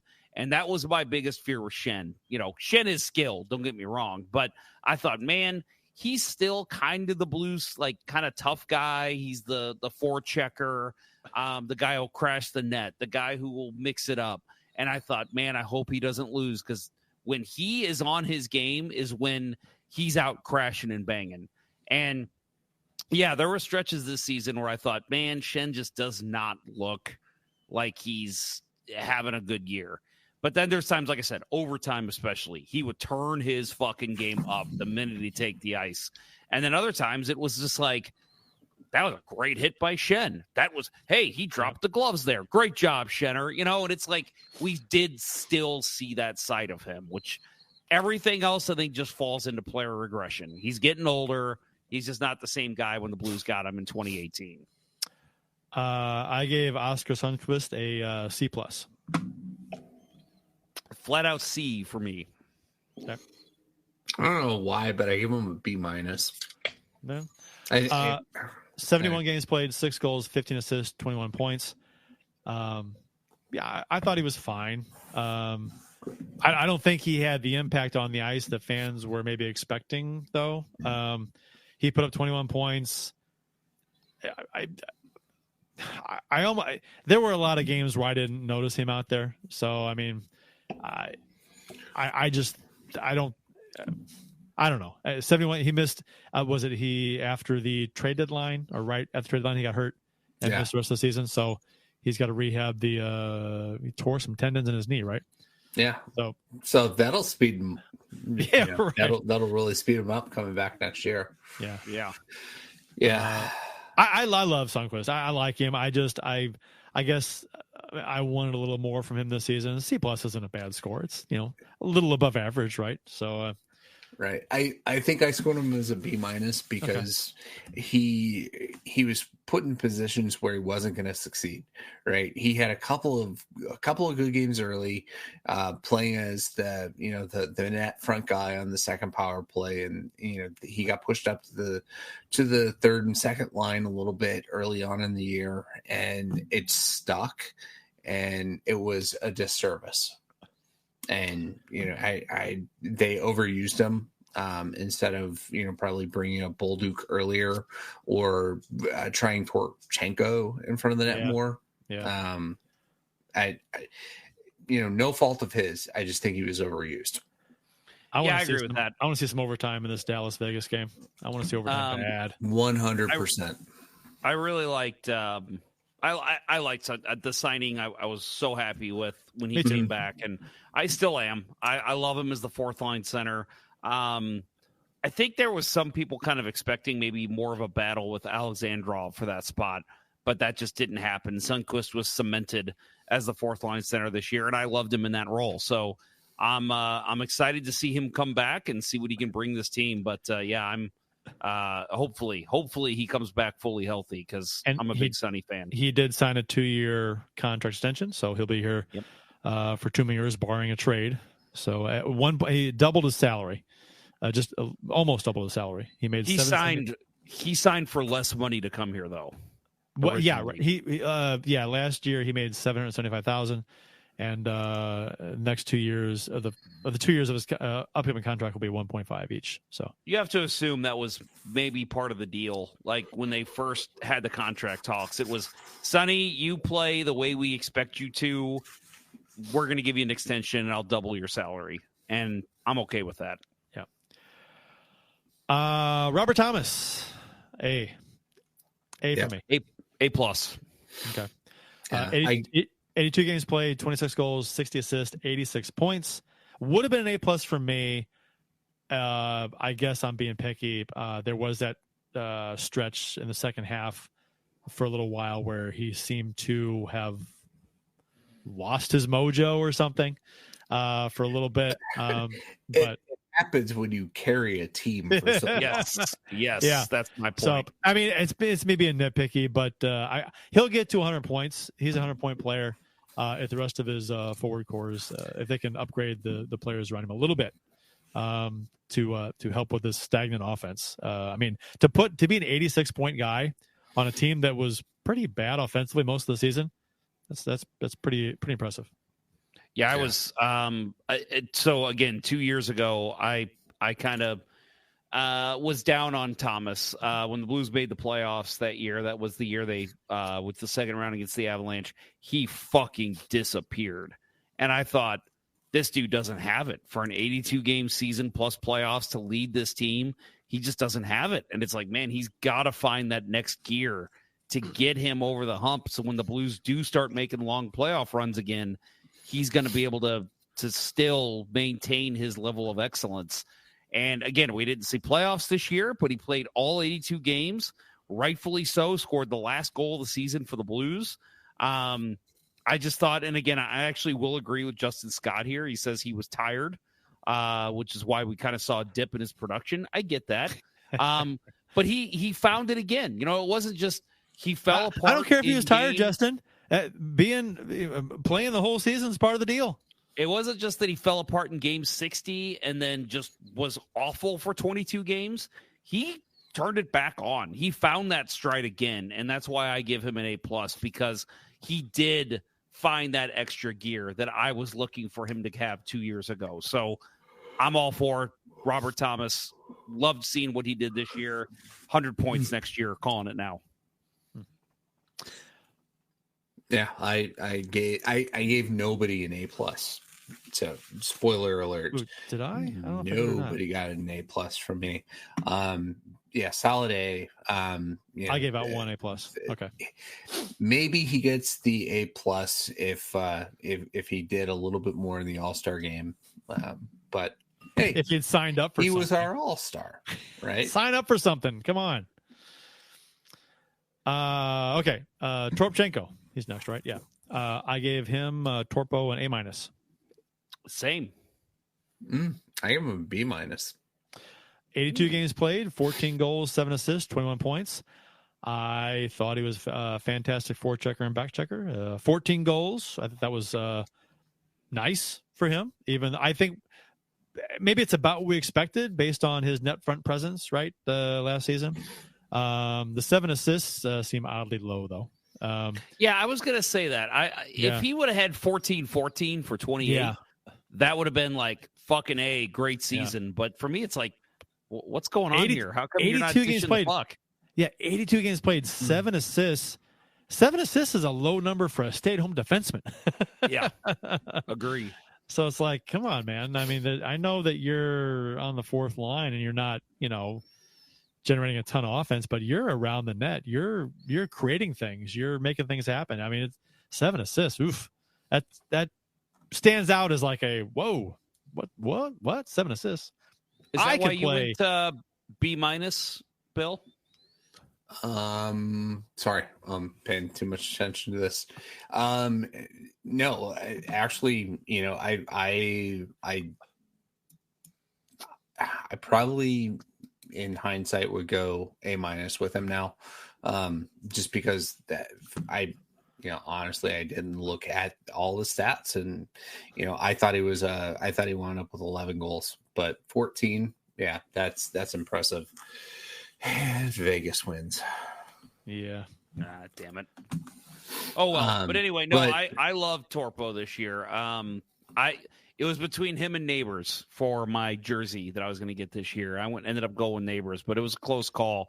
Thing I'm kind of surprised about after Sundqvist went down, and really even before that, because I think we all talked, Sundqvist towards the mid of the season was not cutting it on the power play. No. Why did we not see Torpchenko get a better chance? Yeah. I think he would be an excellent net front guy for the Blues power play. And they started using him at the end of the year, and it was effective, right? Yep. The dude has so much explosive speed, and he's got hands. I feel like he's he could be, and I think I made this point once or twice during the season, feels like he could be a Nichushkin type player, but just doesn't have the finishing. Yeah. He's got great hands for his size. Like, great hands. It's just he doesn't have that pull it backhand, go top shelf type of hands. But he can stick handle through any defenseman in the league if you give him the time. Yeah, and I guess put him on a line with Nathan McKinnon, and you'll probably score 30. You put me on a line with Nathan McKinnon, I could score 10. Pat Maroon scored. How many did you score in Edmonton? Oh, a lot. Yeah, 30. So, Verana, I gave him an F. Oh, I didn't even know we were rating Verana. Yes, he was not on my list. All right, 21 games, 2 goals, 4 assists, 6 points. I think a very polarizing figure this season. I think we wanted to see him get more ice time early in the season when he wasn't getting it. And he looked like he was going to be a player, and it just never happened. That he had the one highlight reel goal, one-timer national TV game early in the year. I forget who it was, either Thomas or Neighbors that set him up. And, apart from that, he was, just the same disappointing guy he's been throughout his career. Yep. I half expect a new team in Utah or a Columbus maybe taking a chance on him in free agency and just saying, we'll give you a 2-way contract, 1 year league minimum. Let's see what you can do. I could see him getting one more chance in the NHL, but as long as it's not here. Yeah, it's not going to be here. It's not going to be in Detroit. It's not going to be in Washington. We all know what he's got to offer. He did score a goal for the Springfield Thunderbirds in their season finale. Wow, good for him. No, I mean, as far as an AHL player goes, I'm sure he's fantastic. But NHL, he just doesn't have that drive that you need to compete for 82 games a year. They asked him to play a more defensive game. He didn't do it. And, it looked like he looked lost out there sometimes, like he didn't know what the game plan was. He just like doing his own thing. So obviously that's not going to sit well with coaches. Nope. Verona doesn't count. He played 21 games. I mean, Did he though? I mean, he was dressed for 21 games. All right. He dressed for 21 games, played in about 3.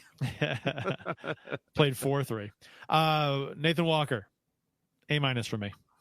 I gave him a B.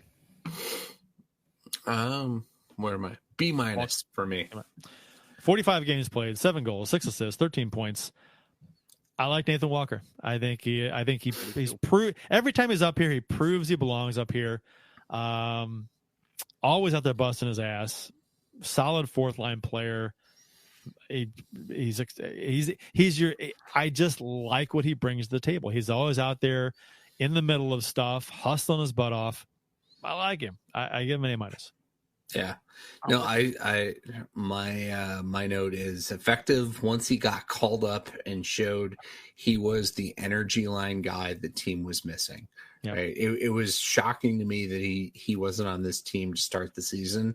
Yeah. Wasn't a Berube guy, I guess. But Bannister, did he come up under Bannister or was Berube still here?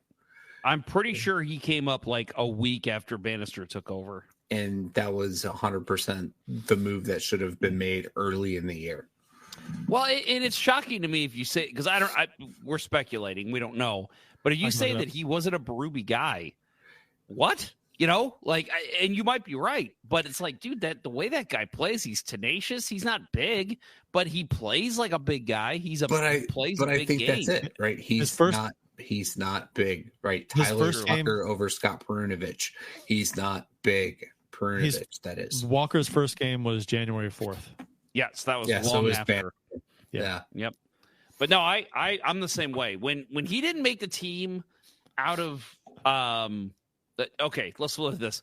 The fact that Kevin Hayes was on this team all year and Nathan Walker wasn't. Fuck that. But no, I think when I saw that he didn't, when he was like one of the last cuts in training camp, I thought, ooh, that's a good sign. If he's not on the team, that tells me that Alexandrov is outperforming expectations. Sammy Blais is outperforming expectations. And I thought that's a great sign because Nathan Walker belongs on the NHL roster. And then when the season started and Alexandrov, I think he didn't get his first game to like 6 or 7 games in. And I think he had a real bad turnover early in the game and didn't play the rest of the night. And then I saw Sammy Blais play like every game for the first 20 games. I'm like, you're telling me Nathan Walker can outperform these two? And like you said, Bill, Bannister saw something with him starting in Springfield, called him up at first chance he got, stayed up here the rest of the year because he is the type of guy that belongs on an NHL roster. We'll go defense. Those are all the forwards. Yeah, we covered everybody. Yep. Okay, starting with the defense. Alphabetically, Justin Falk. D+ from me. Same here. C- from me. 60 games played, 2 goals, 20 assists, 30 points. Lowest goal total of his career by far.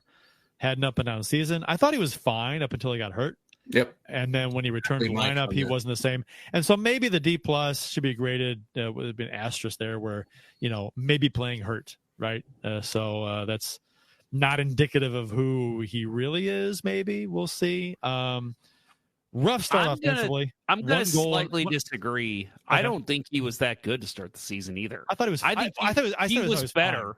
He was fine. better than he was throughout the rest of the year after injury. I thought even starting the year, I'm like, ooh, he looks rough. He does not look like Justin Falk last season.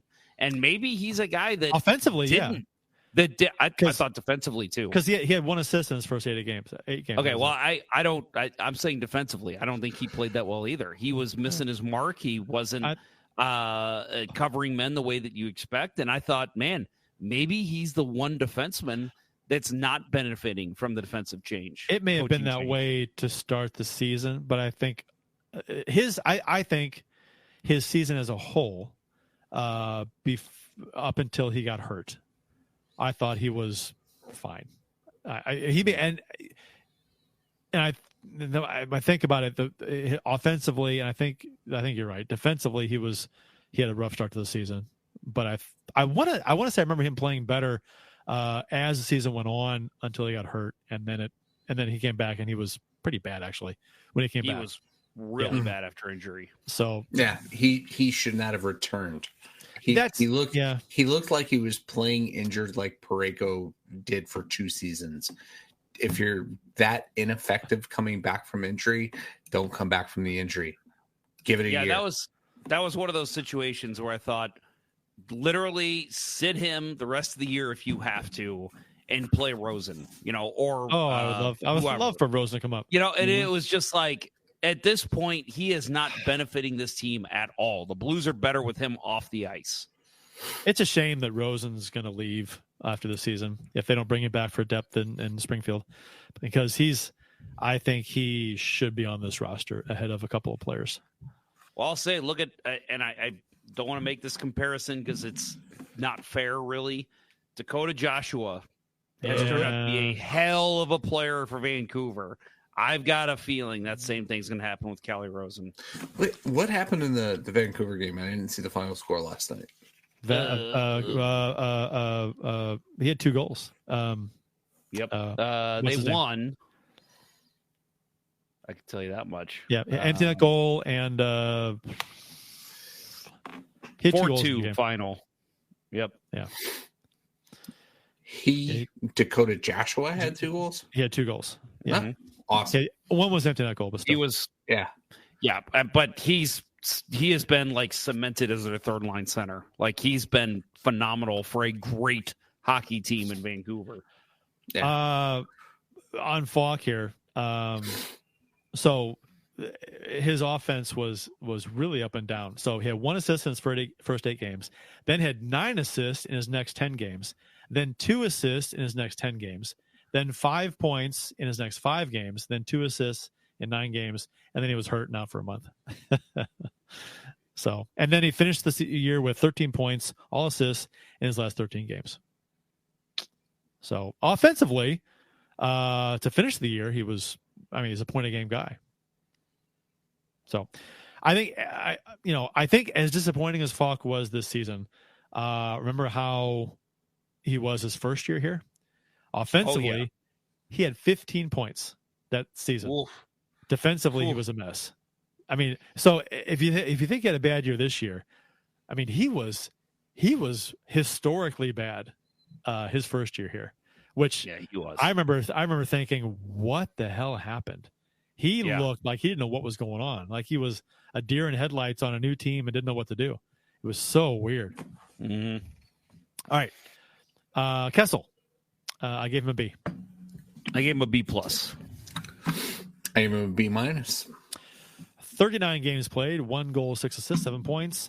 Nice surprise this season, I think. Loved him. He was part of a much improved defense, I think, when compared to last season.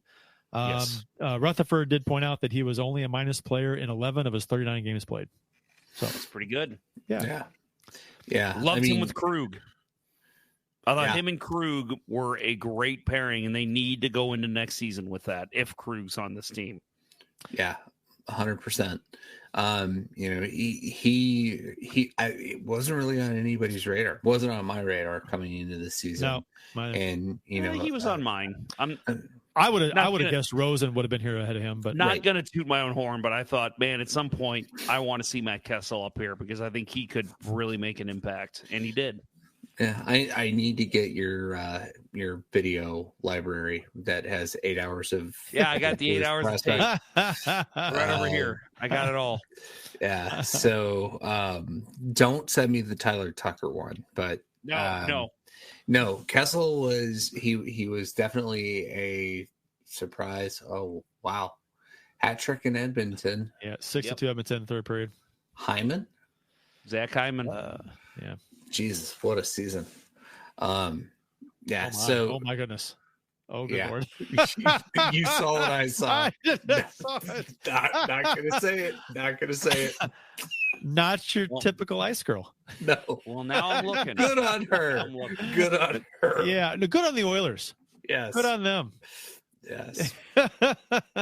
Whoa. Sorry. We're pigs. Oh, we're going to hell. We're bad people. That's not cool. We are. That's all right. We should apologize and donate some money to charity now. No. I don't have any money. Okay. So speaking of Krug, I gave him a C minus. C plus. C plus for me. 77 games played, 4 goals, 35 assists, 39 points. I thought he had an okay year. I thought not great, not terrible, okay. I think compared to last season, he was much better. Mm-hmm. Overall, as a whole. I thought his goal total was disappointing, only 4.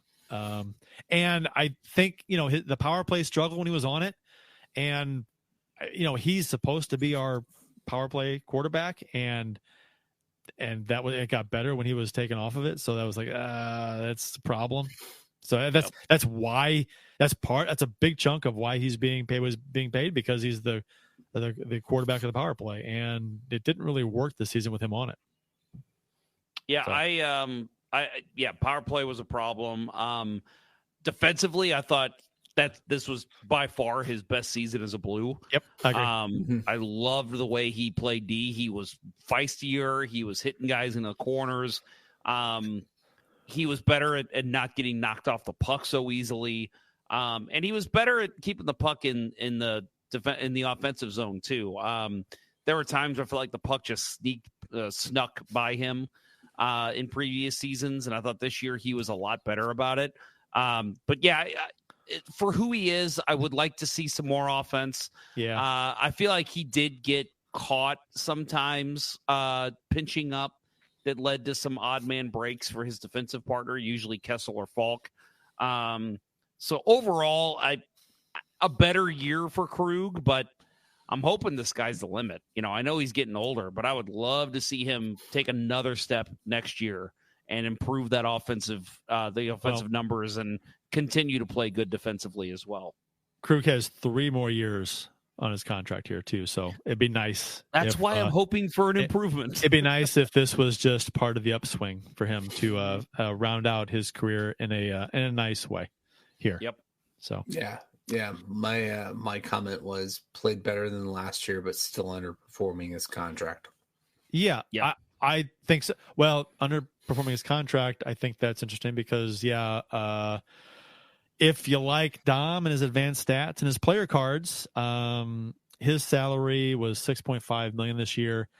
Dom has his market value at $1.8 million. If you a grain of salt kind of thing, because that's all based on advanced stats. Expected this, expected that. So, all right, Letty, I gave him a C+, D+, straight C. And I knew you were going to go low on him, Jeff. We had a conversation about Letty earlier this season about how I think I liked him a little more than you did, and I'm like, yes, Jeff's going to rate him low. I guarantee you that every one of you likes him more than I do. 82 games played, 3 goals, 25 assists, 28 points. I didn't think he was great. I didn't think he was terrible. I thought he was fine. In transition, he was pretty good. Offensive zone, not bad. Defensively, not the best.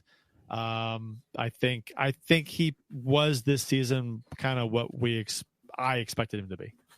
So I just defensively, I think he's an abortion of a defenseman.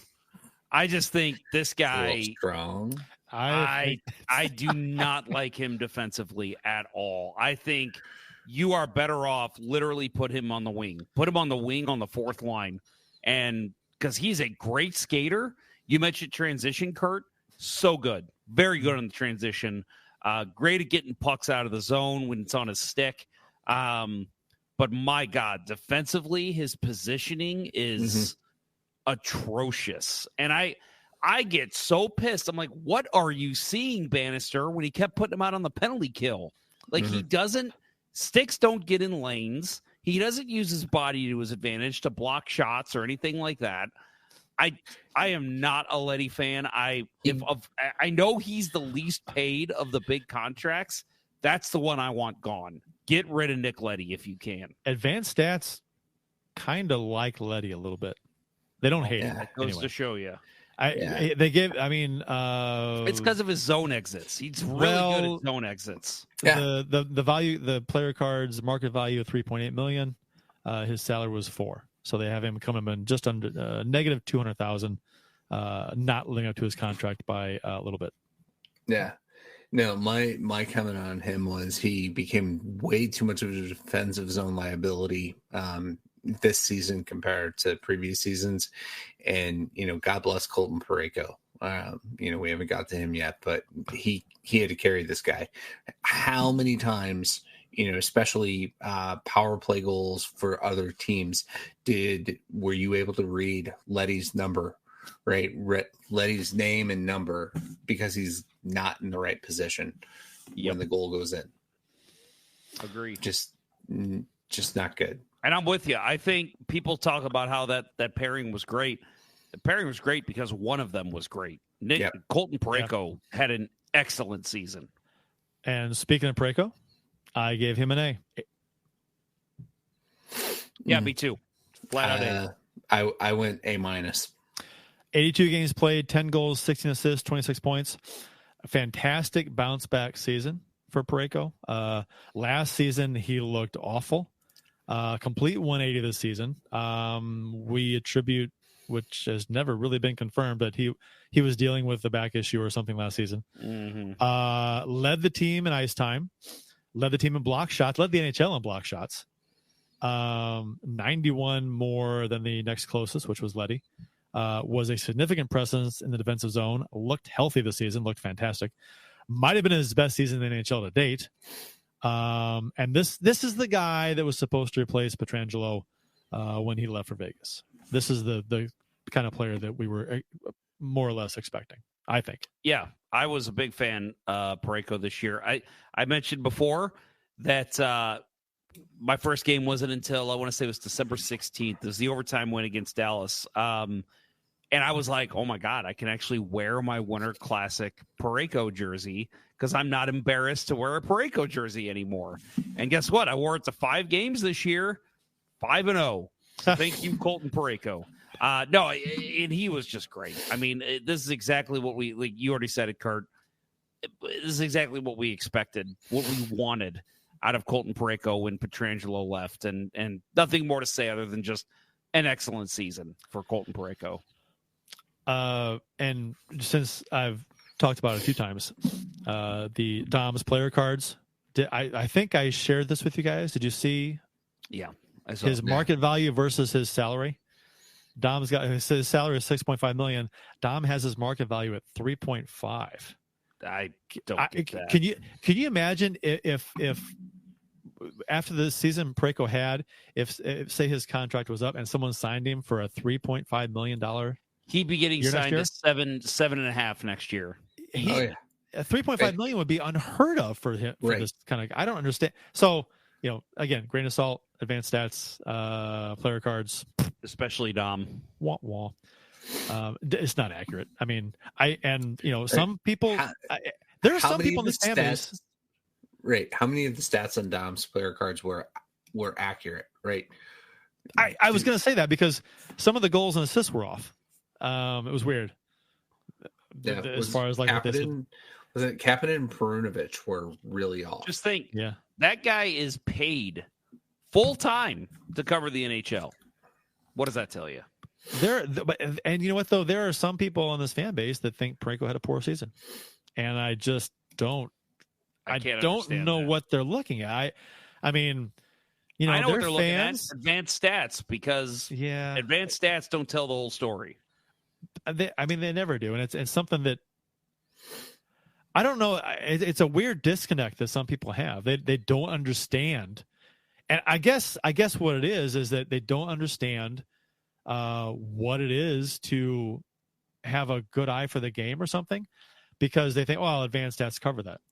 I don't have to have a good eye for the game because advanced stats cover that. But I don't know if they've just never played or if they haven't been around the game that long. I don't know what's going on. If you know what you're looking at, you don't need advanced stats to tell me who's good and who's bad on a team I watch every single game. I don't need that. Yep. Do advanced stats account for subpar D partners all year long? No. There's a lot of, defensemen are notoriously misrepresented by advanced stats. So is goaltending.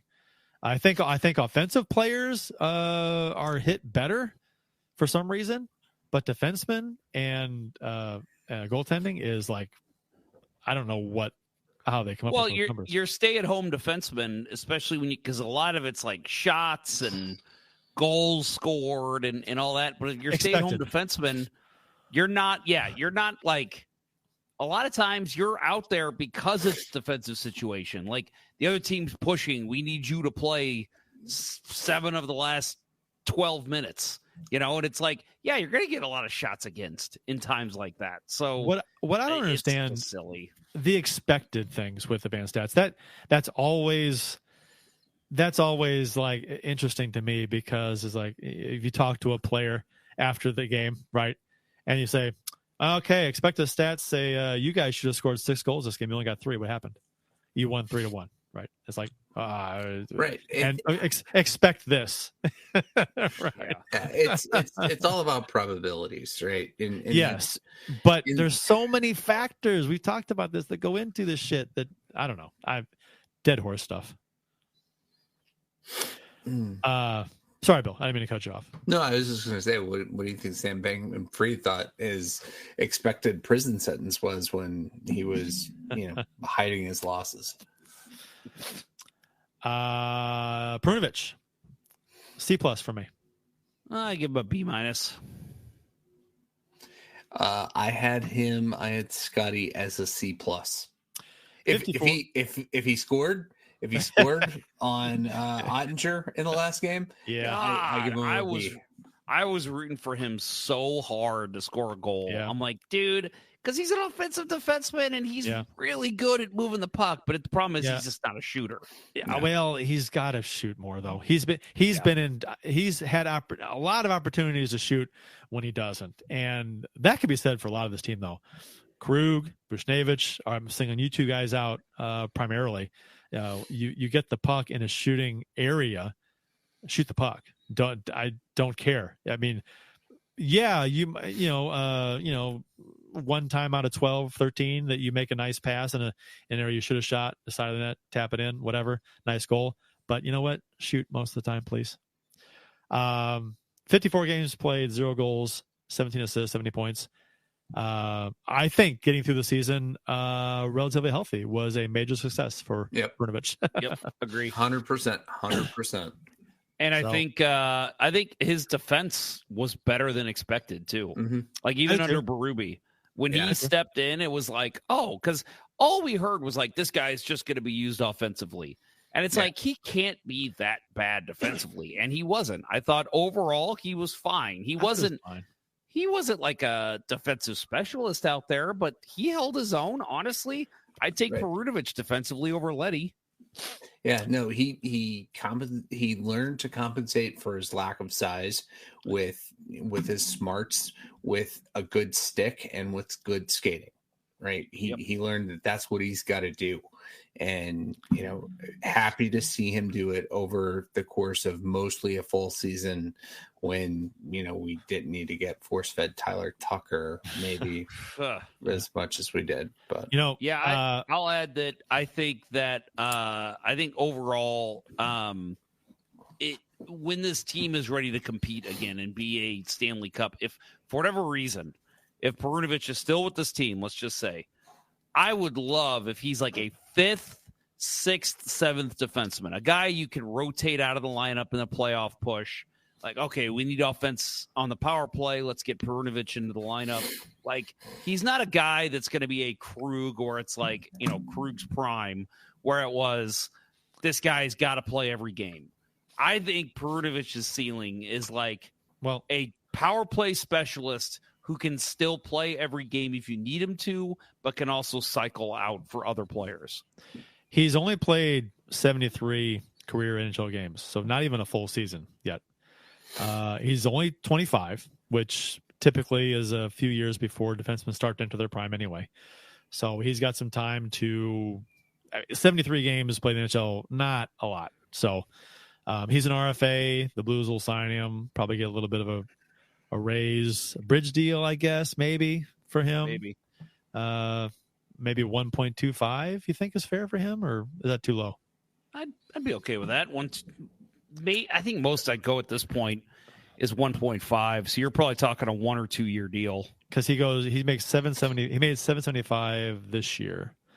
So maybe like a Sundqvist contract. 1.5 is that's even feeling like that might be too high.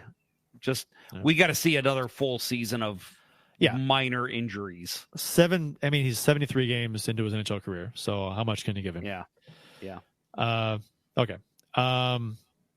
Scandella, C for me. C+, and have a nice career. See you later. Yeah, right. C+. Yeah. 65 games played, 2 goals, 6 assists, 8 points. He was okay. I thought Let's not forget that beauty breakaway goal he scored. You remember that? Yep. Woo! Backhand under the bar. And again, much better than Robertson last year. should have put it, right? Yeah, right. Yep. Right. Yeah, should have. Much better than last year. When I think in the offseason, I really thought he was a candidate to be bought out. I really did. 1 year left. It wouldn't have cost him a whole lot, and just to move on from him after a bad year. But he played better this year. Yeah. So you think he gets an NHL contract somewhere? I think he does. I do too. Yeah. I think he does. He's 34. He's 34. He's too one-dimensional, but he'll be a 7D somewhere else. Yeah, I can see him getting on with, again, like a Utah or a Columbus, or even like a Colorado, who's maybe looking like a contender, who's like, we need a 7th guy that we can pay very low money. I was fine with his game this year. I said this a million times. Him and Tucker together was a fucking terrible decision.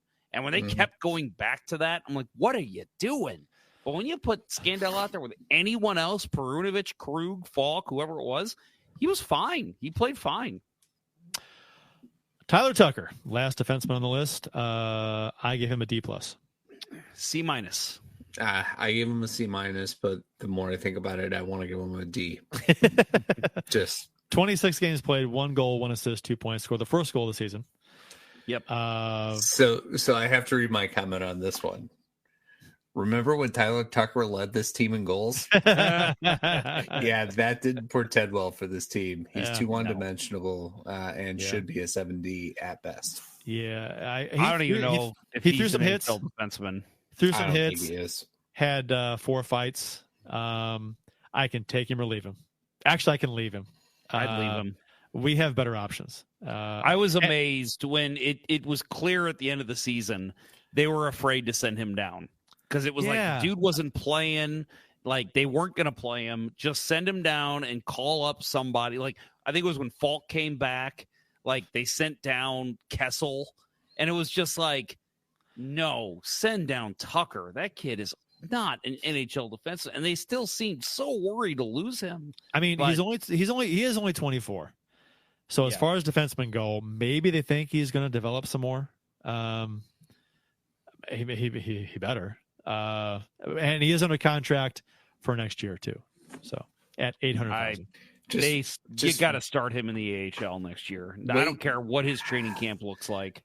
Wait until Berube is coaching somewhere else and send him there for, a profit. Buffalo, right? He's going to Buffalo. Buffalo already signed a new coach today. Yeah. They brought back Lindy Ruff. Oh, I heard that they might do that. It's in our notes. We'll get to it later. Okay, I wasn't. I was off the grid today, mostly. Mm-hmm. All right, goaltending. Move on to that. Bennington. I gave him an A+. I gave him an A. I gave him straight A. 57 games played, 28, 21, and 5, 2.84 GAA, and a 913 save percentage. I think for me, he's the team MVP. Top 10 goalie in the NHL this season, I'd put him. Defense was improved over last season, and Bennington's stats saw a jump because of it. But like we said last season, when people were saying how bad Bennington's stats were, they assumed he was playing poorly, and we agree on the show he wasn't. If he had a capable defense in front of him, he'd have had a much better stats, and that proved itself this season. The defense was improved, his numbers bumped up. And the defense improved overall, but I still thought it was a subpar D, right? It wasn't great. Team. Sure. He best pro season by far for him. Obviously the first year is, not ever going to be repeated, lightning in a bottle kind of thing. Had a couple of rough stretches, but overall he showed, like the knock on him was, he's, the mental side of his game's not good. He'll lose his shit and get distracted. He didn't do that this year. He was dialed in almost the entire season. The only thing he did was defend a teammate in front of the net, right? This year. That's it. That was wild, right? Who was it? It was who was the teammate got that? Oh, Walker, right? Walker got punched. Walker got punched, and then Bennington gave him a blocker to the face, right? So Yep. No, and I'll say the only reason that I didn't give him an A+, because it's weird to say that I gave Robert Thomas an A+ and Jake Neighbors an A+, but my team MVP goes to a guy that's an A. Only reason is because I thought there was a stretch there during the run, which we all know Jordan Bennington can play at an elite level in big games, but that stretch towards the end of the season, I agree with you. He had a little bit of a rough stretch, and I'm not saying that's what doomed the Blues. We all know what doomed the Blues, but at that time, it was just kind of like, Jordan, this is when we really need you. It's a pretty bad own goal there, eh? Yeah, that was bad. That's Darnell Nurse. That's what's his name? Level with the Oilers on Fuhr. Steve Smith. Smith. Yeah, in the play in game. Hey, look, 7. That was game 7. Yeah, against Calgary. Oh, Battle of Alberta. That was bad. Angle your skates better, son. Yikes. Come Or on. just pick up your skate. You don't want that hitting Yeah. you. Oof. Yikes. Hofer. I gave him a straight A. Me too. I give him an A-. 30 games played. We 15, have not 12, fully agreed we on have any not. of these. We've been really close, though. Yeah, we have. 30 games played, 15, 12, and 1, 2.65 GAA, 914 save percentage. Better numbers, GAA and save percentage wise than Binnington. But fantastic job as a backup this year. I thought, I the only annoying thing about Hofer playing well in his rookie season is that some of the fan base want to trade Binnington now because of it. They want to every year, every Isn't it? goaltending duo, isn't it? Yeah, fucking stupid. So think about this, right? We suffered through Thomas Greiss as the Blues backup goalie when we could have either had Charlie Lindgren starting goalie for the playoff-bound Washington Capitals or Joel Hofer, who is now a solid 1B after his first season. Yeah, right. He was good. I don't hate that they didn't. Maybe they really did feel like Hofer just wasn't ready last year, so I'm okay with that. But I'm with you on Charlie Lindgren. He was sitting in your wings. Bring him up. Give him a chance with Binnington. Maybe the Blues win some games early last year, and we don't see the debacle we saw throughout the year. Right. Lindgren didn't make it here because of a numbers game. And that's, to me, that is so demonstrative of the Blues' inability to judge good goaltending. Yes. But anyway, as far as Hofer goes, go ahead, Kurt. Well, I was going to say the inability to judge good goaltending, they did let Husso go. And not because a lot of the fans were saying trade Binnington. We got Husso, but they did decide to let him go, and because they had Hofer coming up soon in the pipeline. That is looking like a genius move. I think that so they did get something right there as far as like pegging Hofer as the guy they wanted in a couple of years. So right, ask a Red Wings fan how they feel about Hofer right now, or Husso right now. Yeah, I did, and he's not happy with Husso's play. Yeah, I'll say as far as Hofer goes, again, similar to Binnington, he had some rough stretches here and there. But overall, win a game against San Jose, bud. Yeah, right.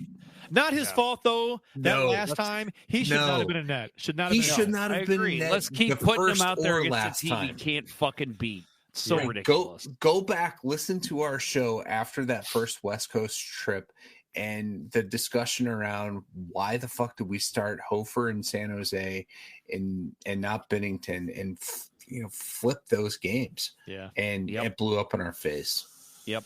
Again, not Hofer's fault for those games. No. But give them a different look. That's all you had to do. Let's keep putting the same guys against the same teams and let them keep fucking losing. Just ridiculous. Anyway, Hofer overall, though, I know he's not going to be a finalist, but I really hope Hofer at least gets a couple Calder votes. Kid deserves it, man. He was great.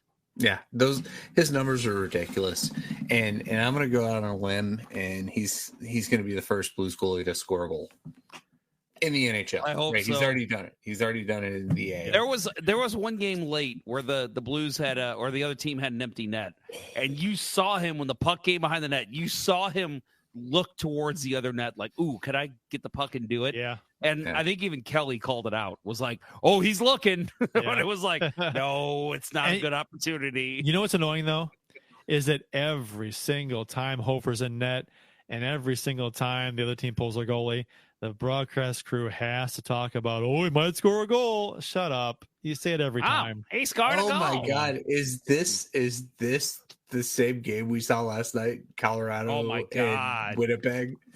6-4. Yeah, they need 2 goals in a minute 11, though. It's Edmonton. Don't doubt how bad Edmonton can be. We doing coaches? I mean, I didn't. I didn't either, but we can talk. We could do Bannister. Yeah, Bannister. I'd give Bannister I'd give him an A-. I think he came in. Plus. I think he came in and did a really good job. Turning the power play around with the help of what's his name? That's Brad Richards. Brad Richards, yeah. That's. I mean, their record under him was very good. So, who knows what happens if he's the coach the whole season? Maybe they're in the playoffs. They finished really strong. I was very happy with overall. I mean, the team still had issues. Don't get me wrong, but I thought the team played much better under Bannister and coming out of the under 500 team under Berube. I was very happy with the way that the team played under him.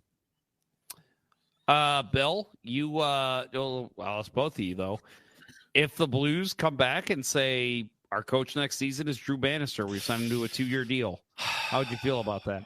2-year deal, I'm good with. Anything more than that, no. I guess it depends on who else they're talking to. But right now, if you're telling me that, I'm like, it doesn't. Will you know? You're never going to know who they talk to. Well, I should ask the Drop Hockey Show. Oh, he'll know. He would know. Good call. He would know. Yeah. Yep. No, he knows everything. Mike Martz. My bet is that the other coaches that are being considered are Quenneville and Todd McClellan, and I'd rather have Bannister here than either of those guys.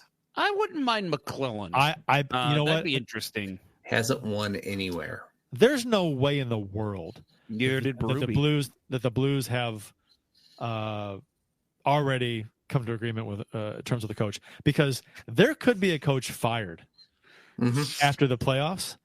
Right. There could be somebody. Brindamore could get fired in Carolina if they lose in the first round. Right. Armstrong, go back to what Armstrong said. There are guys that I'd like to talk to, but I can't because they're still coaching. Yes. Yeah. They are literally, he literally basically said, if there is a coach fired in the first round, I want to talk to that guy. Jim Montgomery could get fired in Boston if they lose in the first round. There's a lot of things. Give me that. Ooh. A lot of things could happen. So, I mean, you don't want to sign somebody now and then, 3 weeks from now, he's going to be available. Oh my. So, I mean, you don't want to, jump the gun here. So it's stupid. Now they'll have a coach well before the draft. That's, you have to. But B+ for Bannister from the Big Beaver.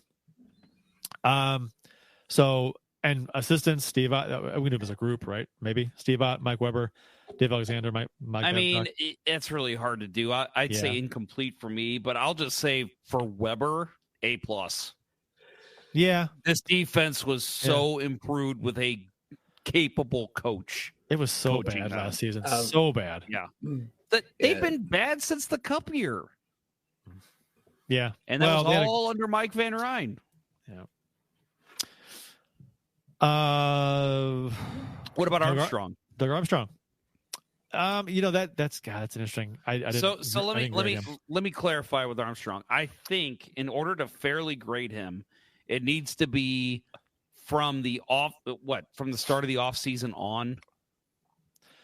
I think you can, or maybe even make up your own mind and justify it however you want. I mean, but I get you're grading him on this season, right? That's how the rest of the players were grading him on.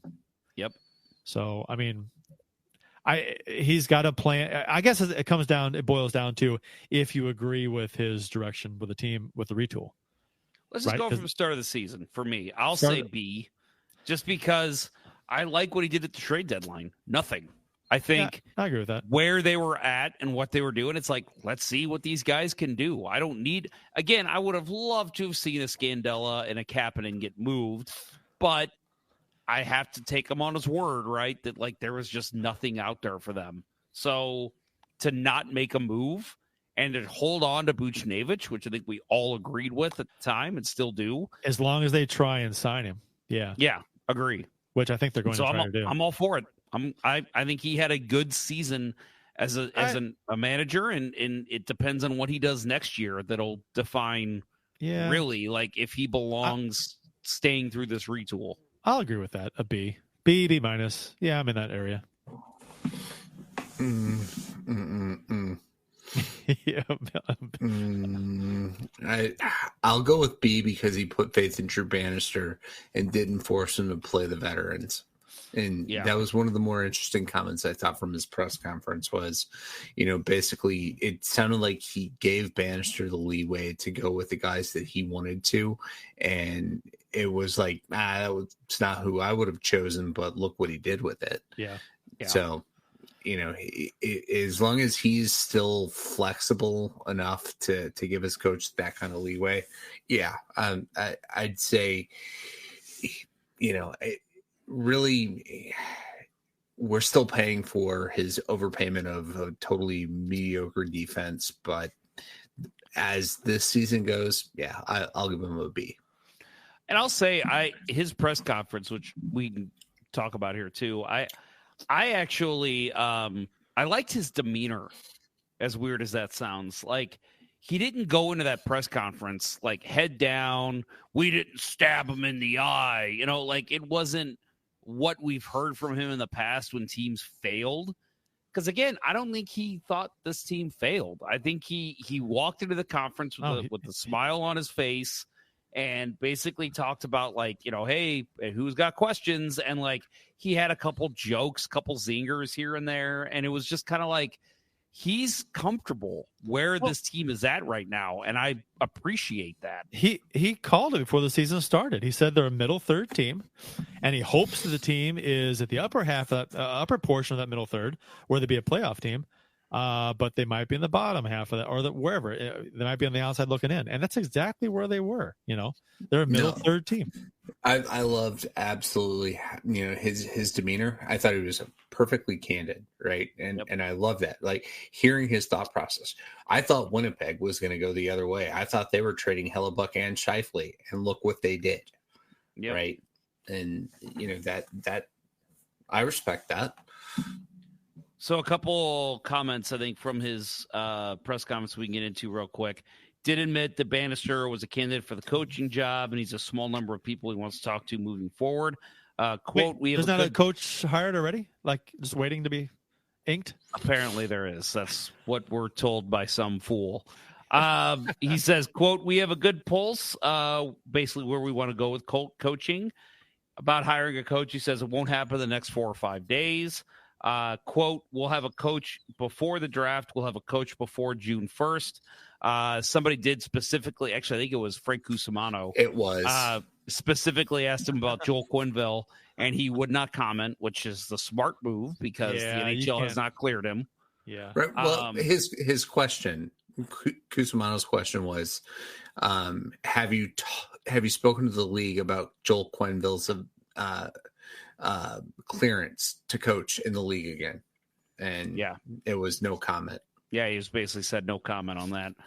He would not answer if the roster will look similar in September to how it looks now, which, if you know Doug Armstrong, that means it will not look as similar as you might think. I think he's going to be looking to make some moves this summer. Plans to talk to Buchnevich about an extension. Expects him to want to have the hard discussion with him. Yeah, I liked his answer about that because they asked him, like, are you going to try to sign Buchnevich? And his response was basically, it's up to him. Like, where he's at in his career, he's going to have to talk to me about, where's the team headed? What's the direction? Where are we going to go? What's my role with the team? Like, I liked his answer to that because it was like, basically, I'm here to talk to him. He's got to come to me because he's at a point in his life where he needs to make that decision if he wants to stay here or not. And that tells me that they would offer him a contract and say, this is what we can offer you if you want to be a part of where we are in transition here. Here's the contract. If you don't, then, maybe we'll trade you the deadline. So, which they can do at the deadline. So, and he might say, because he has a no trade, right? I'm sure he does. So, he could tell the team who he wants to be traded to, and we'll see. It depends on how the Blues play next season too. So we'll see. That's a great question. I'm looking now if he has a no trade. Modified, no movement. It's a 12-team no trade list. So, okay. You got to think those are like there's going to be plenty of competitors on that list. He'd be happy to be traded to. And you know what? If it's at the deadline, it might just be a case where, well, is it a playoff team that's cup contender? Then whoever it is, if they fit that category, if they fit that definition, then I'll go there. I'm only going to be a rental there anyway, so who knows? Coaching change, did it matter? I mean, I think yes. Bannister 54 games. Yeah, Bruby 28. Power play went up substantially. The most notable. The PK was about the same under Bannister. Even though that's interesting. It was 20th in the NHL under Brube at 78.5%. It went up 1% under Bannister and moved to 13th. Yep. So that's this goes to show how close those penalty kill percentages are at the end of the season. How close they are. And when Brube was fired, it was still kind of early into the season, 28 games. Yeah. So teams could have ridiculous power play and PK numbers that kind of come back down to earth later on. We got the team leaders in the season. Kyrou 31, assist Thomas. Kyrou goals. Kyrou 31, assist Thomas 60. Points Thomas 86. The assists were tied for 15th in the NHL. Points Thomas is 86, tied for 21st in NHL. Block shots Parayko 218 led the NHL. Which that's impressive. That stat alone makes him a valuable defender. I know some people with the whole and it goes to show too. Again, I hate to keep harping on Mike Van Ryn, but like he emphasized to not block shots. You got Colton Parayko this year with a new defensive system, leading the league in block shots. And look, the defensive numbers improved greatly. And it's his best season as a pro, and the defense was so much better. Yeah, and the goaltenders had better numbers. Yeah, block shots, guys. Yep.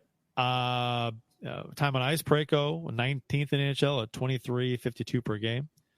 And Binnington's numbers, I think we just covered, and Hofer's numbers we covered earlier when we talked about them. Yep. So good seasons from them. Next up for the Blues is the off season. So next up, Let's Go Blues Radio shows every week. Still during the off season. That's right. Ponder will be doing his. What'd you call it again? Do you have a title for it? We're doing influencers. I haven't named it. I guess we should name it something. Influencer spotlight. I don't know. I'll come up with something. Workshop it. Yeah. And and we'll do some mystery hockey theater. I'd like to do a few of those this offseason if we could. Yeah, we should do one definitely next week if you guys are available. I think that'd be a great way to kick off summer. If we can pick a game to do and watch and just kick back and make comments during the game. I like your idea of getting like somebody from the other team too. Yeah, like a friend of ours who's a friend of fan of the team, or a podcaster, or somebody in the media or whatever. Somebody to comment as a fan from that side, the other side, to just get it back and forth. Would be kind of fun. That'd be awesome.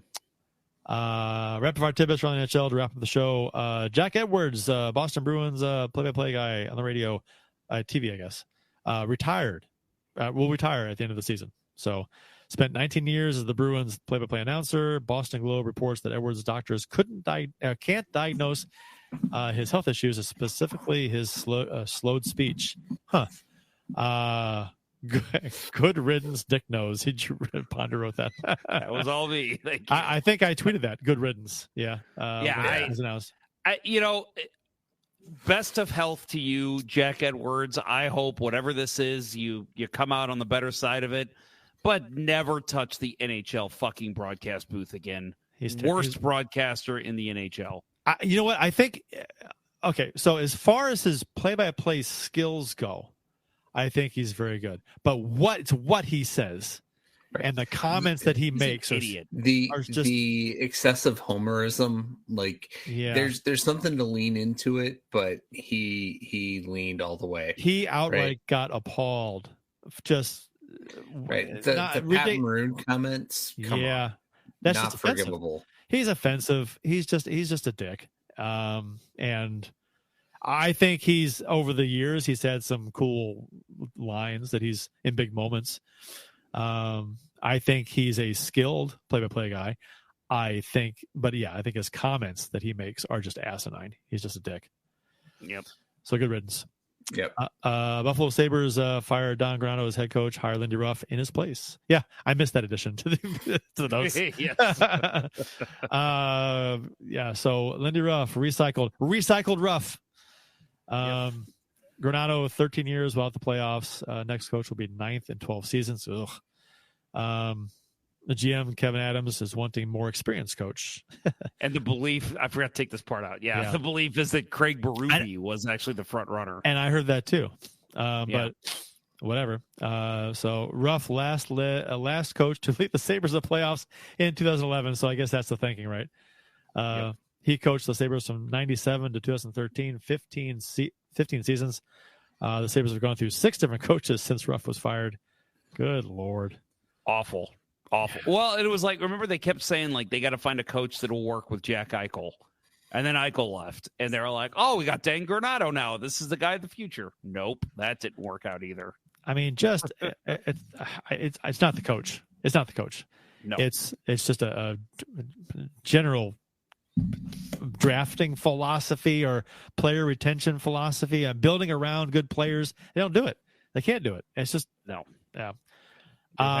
They've had some shit players come through. I mean, they've had some great players come through. Jeff Skinner came in, and it was like, oh, this guy's a world beater. Let's sign him to a 5, 6, 7 year deal. And all of a sudden, it was like, oh, he's going to score 13 goals next year. I remember a lot of Buffalo fans loving Skinner. They wanted that contract, and then it just blew up in their face.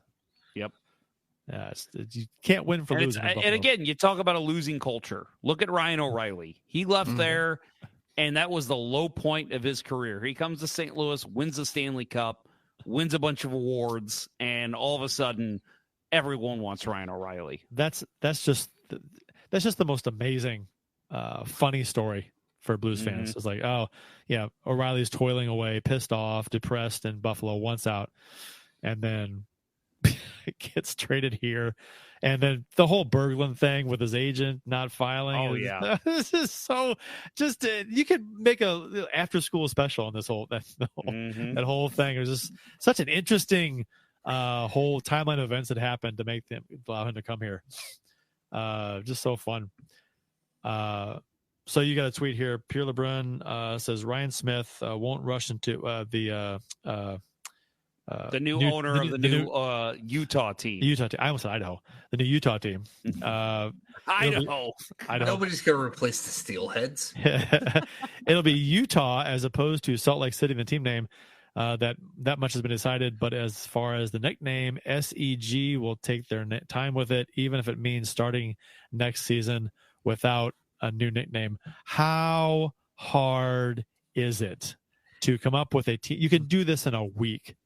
You can have it. You can brainstorm. You can get a bunch of names together. You can pick a good name. You can get your graphics team together, put together a nice logo in a week or 2 weeks. You bounce it off some focus groups. It's so easy to do this, people. PWHL, to me, fumbled this astronomically by not having jerseys and mascots ready. Like, to me, I'm sorry, that's your identity. That's who you are. And if you're starting a year without a team name and a mascot and whatever, what the fuck are you even doing? Like, you might as well just say, we'll buy this team, but we're going to keep it. We're going to keep it in Arizona next year. You know, might as well just fucking do that. Like, that's ridiculous to me. It's the thing is, it's not hard to do. I make logos all the time for people. You can have a good graphic designer come up with a logo in a day. All right. So I want you to come up with the Utah Magic underwear. Oh my goodness. I like the Utah Storm and Mormons personally. Nice. Nice. But they are apparently, so they've walked that back. Cause that was on, I think, Thursday last week. They said that. And people like me flipped out and was like, you've got so much fucking time. October is 6 months away. You've got so much time. So they have walked it back now, and now they're saying they might do a bracket of 8 different team name selections. I get that there are certain deadlines you have to meet with logos and colors and for jersey manufacturing and print media and, all this stuff. But come on, you can do this you can do the whole thing from start to finish if you wanted to in 3-4 weeks. Easy. Just to get a logo, to get a name, and to have a nice presentation about this is what's going to be. Have your primary logo, have like 2 or 3 secondaries, and you're good to go. Well, and I think, for me, my biggest worry when the PWHL did this shit was I'm like, don't let anyone else follow suit here. Like, don't start a new franchise or a new league and not have team names in the first season. And I was like, you know what? No one's going to do that. Don't let that get into your head. And then I saw this. I'm like, you've got to be, dude. Who moved? You can't do that. Which team relocated and kept the name for one season, then changed the name the second season? Someone did that. Tennessee Oilers? Yes.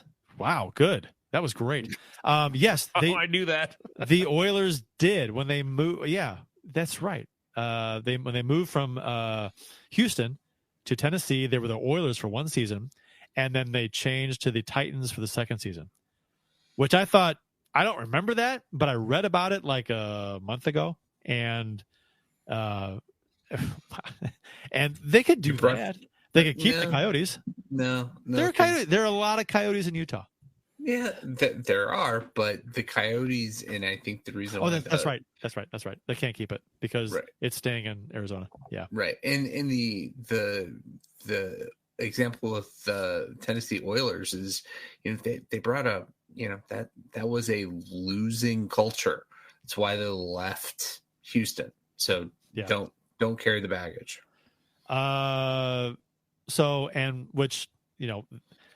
The league also said that there's a 5-year window, a 5-year on pause situation with Arizona Coyotes, where they can bring the team back. They have a franchise.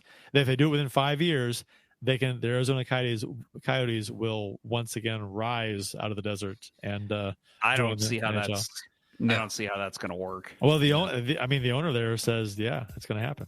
So good luck with that. Yeah, we'll see.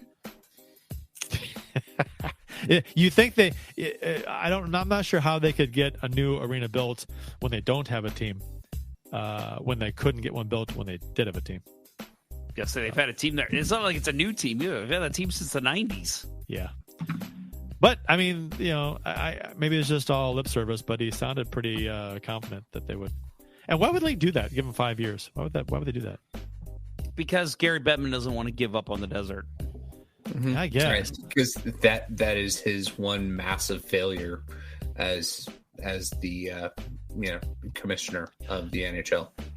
See, I don't think it's his fault though. I think I'm not saying it's his fault, but he's the one that would not give up on the idea until now. I think he's got to be so pissed at their ownership. Did you see the press conference with the owner and him? Mm-mm. He came off, the owner, I forgot his name, comes off like a complete tool.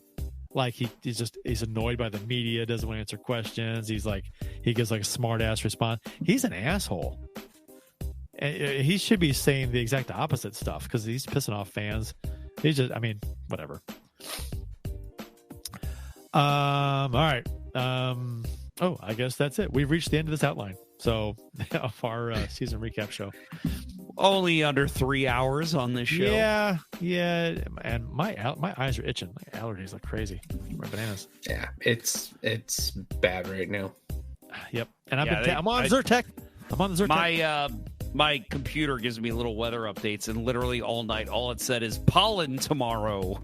And I'm like, that's a weather update? Great. Well, I guess I'll be taking some Zyrtec before bed and Benadryl in the morning. That might help. I'll be drowsy as hell, but Ken Morris, it was fun hanging out with everyone. Only wish our season was longer. Take care, guys. God bless. Don't you go nowhere. We're doing shows in the off season. This is my favorite comment. Summer is near. Going to miss these three lads and their coverage of the note. Jeff, Kurt, and Jeff. Best trio since Bill, Barkley, and Bob, or even ZZ Top. I think he means Jeff, Kurt, and Bill. Jeff, Kurt, and Jeff. Dude, Kurt, can you imagine being surrounded by two of me? Oh, God. Good luck. No, thanks. I don't want to be the cream in the Oreo sandwich. No. Yes. Double stuff. Justin Scott, thanks for doing the show, guys. My bad for talking your ears off. We're the ones talking your ears off, Justin. Yeah, all the comments in the chat, that's good stuff. We love reading that stuff. And that's why we do it live. Pulling up the occasional, hey, let's comment on this stuff. So it's, I'm glad you guys had some good conversations in the chat this year. I look down there every once in a while. I'm like, you guys are having your own conversation down there. Oh, it's the best. I love that. Like, I'll see everything start piling through, and I'm like, oh my God, like, we're not gonna be able to feature any of these because, there's too many. And then I look and I'm like, oh, they're not even talking about what we're talking about. Like, I can't feature them if I wanted to. So this was a fun season. Season 13 will continue in the off season, and we'll start season 14 prior to around training camp time. So yep, we will be back. Season 14 is in the book, or season 13 is almost in the book. I don't know. I think is summer show part of season 14. Yeah. We had to fix a hitch in the giddy up for with our season numbering, but the preseason will start season 14. Okay, so we will continue season 13 through the summer. Bill and Kurt will be joining me periodically, but again, stay tuned. Especially, best thing to do, I think, honestly, is stay tuned to me on social media and on the show account, and we will update when new shows will be released. Again, most of them will not be live, but we'll have a couple live shows here and there. But yeah, pay attention to us on social media. We'll let you know when the next show comes out. Right. And Jeff's totally it's the influencer thing. He's totally gonna land an interview with Taylor Swift because 13's her favorite number. Oh God, no. That is the last person I want to talk to. Oh, he's a hater. He's a Swiftie hater. I am. I'm a Swift hater. Jeez. Let people live. What's wrong with you? Gotta be hating. All right. So this is a fun show. Let's Go Blues Radio has been brought to you in part by Rockin' That Idea Life. Get 10% off by emailing Dustin at rockinthatidlife.com and tell him Let's Go Blues Radio sent you. And by Realtor Mike Burgoyne. Give Mike a call today at 314-753-4060 for all of your home buying and selling needs. That is 314-753-4060. That will wrap up episode 28 of season 13 of the original St. Louis Blues Hockey Podcast, Let's Go Blues Radio. Thanks for listening, and thanks to those who participated in the YouTube and Facebook live chats during the live show. We hope you enjoyed it as much as we've enjoyed bringing it to you. For Jeff Ponder, Bill Day, and Bruce Austin, I am Kurt Price. Until next time, everyone, anybody but Vegas and Colorado. Yeah, let's go.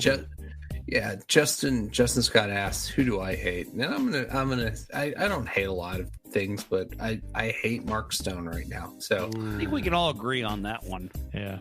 Let's go Blues. Let's go anyone but Vegas. And why not? Let's go Cardinals. Let's go City. The Chiefs are at home tonight against Cyanosport at the War Memorial at 8. Good seats are still available. A look at sports. I think that went very well. Thank you for listening to Let's Go Blues Radio. Now take off, hosers. I want you to have a heart attack and die so that we never have to do this shit again. Well, there's 90 minutes of your life you'll never get back. Sorry. St. Louis Blues, St. Louis Blues. Have you heard the news about our St. Louis Blues? They've only just begun, they're on their way to number one. Now there's no more blues for our St. Louis Blues. The Blues are on the ice tonight again. They're rough and tough and got the stuff to win. They'll always get one more, no matter what the score. They are quite a hockey team, my friend.